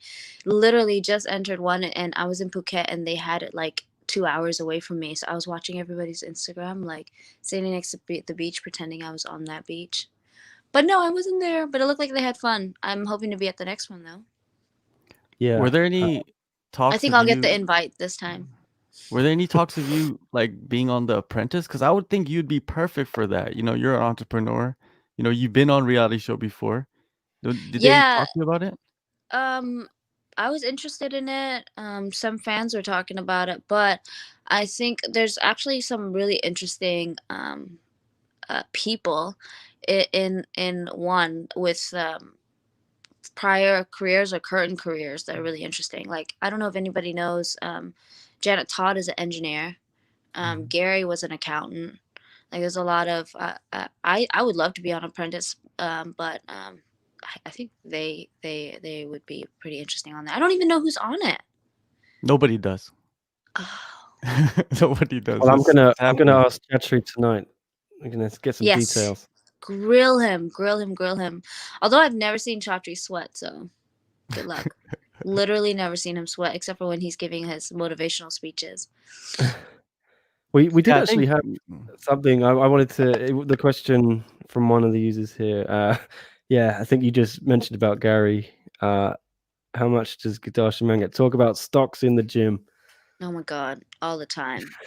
He just won't shut up about it. He put me in a group chat, and I was really excited to learn more about it. I do dibble dabble in it, but he trades it, and it's like I had to mute that conversation. It's like Gary just talking about stocks, and Gary's one of those text messages. Texters. Have you seen those texters? Like, you would, if you have a whole point or if you're talking like here, put it in a paragraph. Gary will say hi, send. Today, send. Apple is up, send. It's like 50,000 notifications, and like, oh my God, it's all about stock. Whoever asked that should follow him on Twitter. It's insane, but he's really smart and he's making good money over there. So. What about Bitcoin? I know there's a lot of people, a lot of fighters out there that are pretty into that trading that Bitcoin. He's really into it, but he jumped into it early. I'm kind of mad that I didn't jump on that train, to be honest. I will say right now, I'll admit I was a Bitcoin hater, and now I'm like really sad and mad at myself because it's like 13K right now because PayPal. See, I knew that because of Gary. That's right. He keeps me in the loop. Are you guys You guys have Bitcoin? Nah. No, You guys need to join Gary's. You need to follow Gary on Twitter. That's what you need. Okay, I'll follow him. Yeah, follow him on Twitter, and then money will just appear in your bank account. I haven't got any in there, so that would help. Yeah. Well, it'll go from negative to positive. All right. Where are you? Where are you guys right now? I'm in Hong Kong, and yeah, John, are you Seoul, John? Yeah, I'm right outside of Seoul in Korea. My sister lives in Hong Yeah. Kong. I was just there Oh in yeah. November. Yeah. Oh yeah. I think I saw you put on Instagram you were there. Yeah, my sister got married in Hong Kong. She's an economist in Hong Kong. Oh, okay, cool. It's a Yeah. great place. Where did you go? To her wedding. Just at it. She had the celebration at the Chinese library. Okay. And then the cathedral was where she had it. And yeah, I really don't know. I know I got lost a lot, and then I went to go to train with Elaine. That was cool. That's when we did the salsa bit. Okay. Yeah. Yeah. It's a great city. Do you think one may ever come here? I'm not holding my breath. I think they may come to Macau, which is, just a ferry ride away. Macau would be really cool. I don't know. I'm not quite sure. Although I know they have China has restrictions for tattoos, so I think I'm out on that. I'm like covered in tattoos. Did you see Lakay? He's been removing all of his tattoos? Removing? There's a picture leaked of him, and his whole body is tattooed, and now it's like blank, I think. Oh my god! I heard that's painful, and I heard some of it doesn't work. Well, there must be plans afoot for him to kind of spearhead something in China if he's doing that, right? Yeah, for sure. That's like, I hope they're paying him for that. Ouch. Because I got these tattoos all when I was young and didn't feel pain, when you're young and like nothing can harm you. And now I'm 30 years old and like I can't even take a paper cut. So I know I'm not getting any more tattoos and I'm not removing any. I'm like a big old baby now. So kudos to him. That's like getting it burned off your skin. Yeah, I don't have any. John, are you a tattoo man? Yeah, I got like my back covered and stuff on really? my arms. Yeah. A dragon? No, tiger. Okay. I had to ask if it was a dragon. Hey, Asians only got two things. They got a tiger or a dragon. That's the only one. I have neither on me. I have Muay Thai on me. But yeah, that Chinese guy, he would be scary to fight. If you removed all your tattoos, I don't see you tapping to any of my submissions or like punches anytime soon. That's wild. He was covered too, like arms, chest, It's the guy back. with the eye tattoo, right? Yeah. Does it mean the same in China as it does in America? I don't think so. Okay, because it says maybe it's a different meaning. I found it. We got a picture of it here. I'm gonna share it. I think you know Tom Taylor as well, B, right? Yeah. He tweeted this out. Let's see if I can look at him. Man. What do you mean? Whoa, wait a minute. Yeah, that's crazy. Looks like the whole thing. Dude. Yeah. Does he have any skin left? I don't know. I don't know how because it works. Essentially they're lasering the ink out of his skin. Jesus. Very painful. Do that. Oh my god, that's incredible. I see so much skin right there. That's crazy. I'm gonna slide into his DMs and ask how much it hurt because I want to remove some of mine. Well, yeah, ask him what's going on with him because I know he just signed with Legend. With Audi Attar Paradigm, who runs Legend as well. So we don't know if a promotion. Yeah, they just brought it back, and it used to be based in Hong Kong, but now it's going to be based out of Macau. They had a show in December last year, but there's speculation maybe he might be going to Legend. That's why he's removing all the tattoos because if he's still with one, he can fight in other countries, right? The other countries, yeah. I mean, there was speculation about his contract with one. I don't know. Yeah, if you do slide into the DMs. What do you think? What do you think that conversation was? Yeah, you can come over here, but gotta remove all your tattoos and hair and fingernails. Be like, you know what? Say less, bet, sign me. It'll be done next week. What? They gotta make it worth his while, right? Yeah, I don't even know if they even like told me to wax one eyebrow. I don't even know if I love the sport, but I don't know how much. Like, Is one like that as well? Do they have fighters have to cover up their tattoos in China? yeah, but one works with us, you know? Like when there's rules, they try to figure out how we can compete. You know, they're not trying to get us to change our body to compete there, and one has so many fighters, and so we make it work. In Vietnam it's the same rules, but it's not as strict as China. It's just that if it's not visible, so we just taped up my hand, my forearm. We put tape on it and that was it. But honestly, also I did Muay Thai, so it's different. Doing MMA with tape or with long sleeve is so difficult. There's a lot to consider, but yeah, one doesn't ask crazy like one would not ask us to do that, I don't believe. I just don't. I can't hear Chachi saying, remove your tattoos and come sign with us.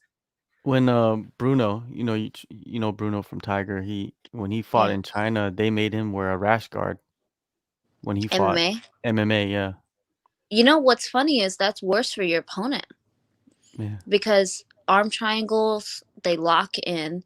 If if I have any kind of arm locks, if you that's why you can't in America you can't wear long pants to fight MMA. I don't. Is that the case in one? I don't know. But when you do like body triangles or you triangle with leg, it sticks. It's hard to pull somebody off. There's no sweat. It's a lot of friction. So it's a lot to consider. Yeah, I don't think one would ever do that. I've only been asked to do things out of respect for religions. Like in Kuala Lumpur, I covered up. I wore a t-shirt and longer shorts, and that's about it, which I was happy to do. But yeah, it's wild. I can't stop thinking about the tattoo thing. I'm gonna go look for it after this. I'm gonna stay up all night researching laser removal. Man, that place must smell really bad. Yeah, you're just burning skin, and I would Yeah, imagine like if I would just cuss them out if they had like the chart that says your pain level, like it would be 1,000. yeah. But he's probably Have you, just such a gangster that he's just like, do it.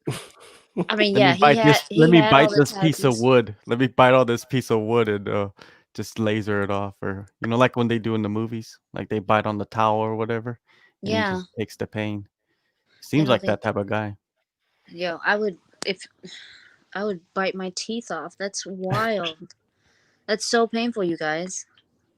Have you ever had laser removal, boys? No way. No, I had I it don't want to do once, that. and I was like, I'm good. I'll just shave. TMI on this radio show right now, but laser removal, like, that's even bad.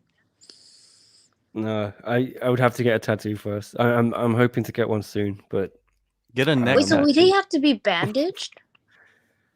I don't know. Mm, No idea what's going on with them. I'm trying to get an interview with Lakay as well, just to clear everything up. Yes, please, and let me know when that's gonna air because I would feel like Yeah, if I got laser tattoo removal all over my body, I would fill the tub up with Vaseline and just jump in. You know? maybe he's been sitting in the tub for like 3 months. Yeah, that Yeah, might be or why like he's just not wrap talking. saran wrap and Vaseline all over my mm. body. Like forget COVID, social distance from like don't even touch me because I had laser removal. Okay, sorry guys, I'm really hung up on it. Well, Moving on. why don't we? Yeah, we could just get like a final update from you. When can we expect a bit of fight news? You alluded to it earlier. Anything you can give us? So, all right, let's see what I can give you. Oh, it's like trick it. All right, so I will say this: nothing is guaranteed, during this time and under these circumstances. But you will see me return to the circle before the year is over. Perfect. Okay, How about that?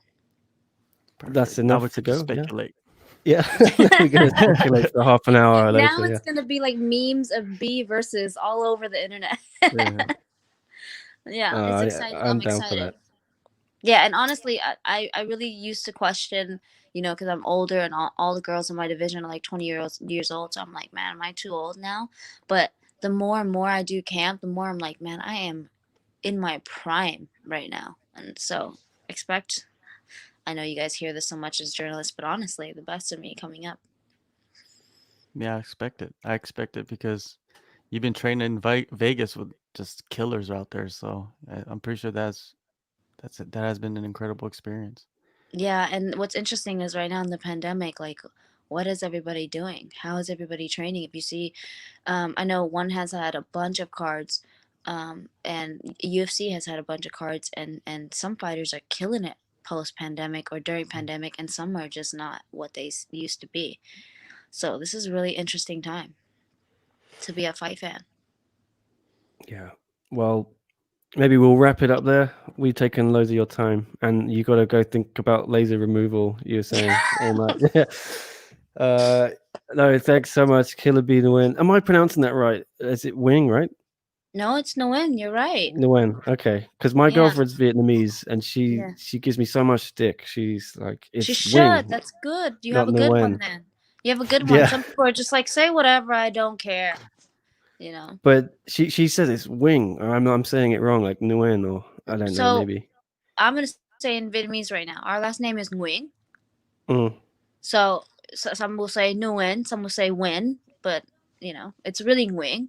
You should just do that. Well, I'll she's send a you a big fan of voice. you as well. It's like she told me to Oh, say hi. So, what's her name? it's Len. I almost forgot there. Sorry. Hi, Len. Yeah, she'll be happy with that. No, thanks, B, so much. Really appreciate it. Yeah, This was the first ever time we've done this, and it's been really fun. Hopefully, we can get you back sometime, maybe when the fight's announced or after your, I'm sure, your next big win. So, thanks so much for joining us. It's been a pleasure. yeah. Anytime, you guys. Always love chatting with you guys. All right, yeah, thanks so much. We'll catch you next time. Cheers. Bye. Bye. Oh yeah, that was it. The first SCMP MMA times one championship live. I think we just clocked in 2 hours 20 there. We've got a bunch of fun comments and interactions where thanks to all our guests. We had Bean in there. We had Tiffany Teo, who's fighting for the strawweight title against John Jingnan. We had coach Mark Sangiao from Team Lakay, who's cornering Edward Flying against Antonio Caruso, who was our first guest. It's been really fun. A lot to unpack there, I'm sure, John. We're gonna discuss it. We're gonna break it all down. And yeah, just really looking forward to this card now. We're about a week away, aren't we? Yeah, it's gonna be interesting. I really enjoyed that interview with Tiffany. We really got into her mind and lot of the changes that she's made in the past couple of years, and it kind of changes my outlook on this matchup now. A little bit that the way she's really confident, man. I feel it through the screen that it's a it, you know me personally, I thought she's going in there as the underdog, and just by talking with her, I feel like it's kind of a even matchup. When you look at it. Yeah. I'm really liked what she was saying about the division. We had a good debate going on there. I wish we could have kept Tiffany on a bit longer, but yeah, we had B coming on. I really enjoyed that, and we had some comments, some good interaction. I think Chris, who does the show with us as well, he's saying he'd like to see flyweight and minimum weight as well. In one, is that too much or what? Yeah, it's too much. I think they should just focus on those two weight divisions for now. One championship hasn't been around that long, and right now it's just almost like they're hitting their stride with a lot of the divisions, and we just need to focus on these divisions.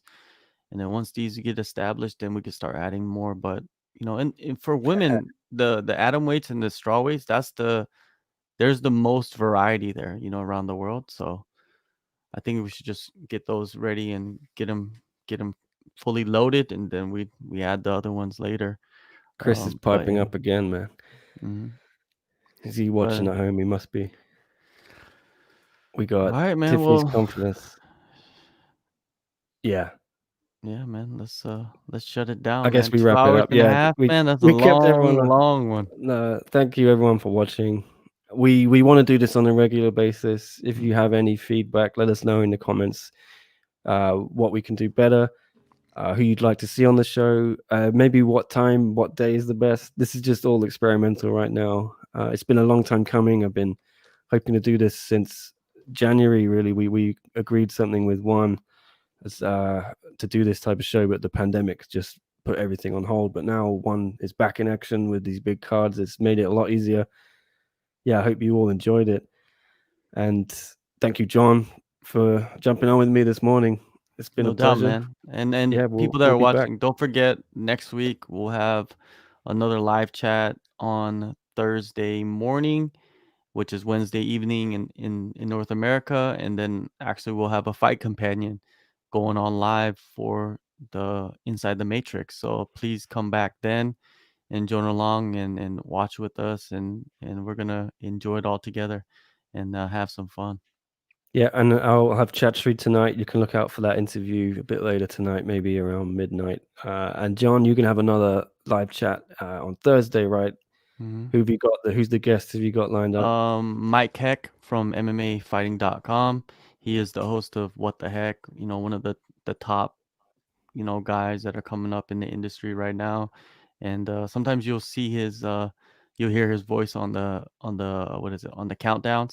He's a frequenter on there. So yeah, he's good to have and a fun chat. So we'll get into it on Thursday morning. Yep, and we'll have an interview with Edward Folion coming up too from our guy Tom Taylor, and I think I've got Martin on Friday. So plenty more One Championship content coming, plenty of UFC content coming as well. John just pumps out those interviews. You got anyone big lined up for next week, John? Actually, I got a few that I have in the bank that I just haven't edited yet. I have Rafael Fiziev, the Matrix. He's gonna fight Hinata Morcano in next month. So I interviewed him, and this is pretty good. It's like one of his first interviews where he's just done alone, full English, without anybody translating for him. Which, man, it's impressive how he's learned English so fast. But yeah, I have him, and then a couple guys coming up on a couple cards. Who else do I got? That's about it. You know what I mean? Like whenever I interview people, I always forget did I interview them or do I have them coming up? And I don't want to say somebody that I have coming up because because what if it doesn't pan out, But I did do a few interviews this week. I did one with Glover Teixeira. He's fighting for the number one, position in the light heavyweight division in UFC. He's gonna fight Thiago Santos. That's a huge fight. Glover's about to turn 41, and he's in the best shape of his life, basically, fighting for the number one contendership. Man, it's he's another great story in this industry. Who else do I have? I forgot just that, and then I have a bunch of others. Go to the YouTube page, subscribe, hit that like button, follow us on Facebook and Instagram and Twitter, and and we'll just keep pumping out more and more content, guys. Yep, we'll see you on the Fight Companion as well. Thank you everyone for joining us, and hope you enjoyed it. Thanks to One for setting up all those interviews. And yeah, we'll be back with this. It was really fun. Hopefully we can keep things rolling. And thanks everyone again for watching. Yeah, we'll see you again next time.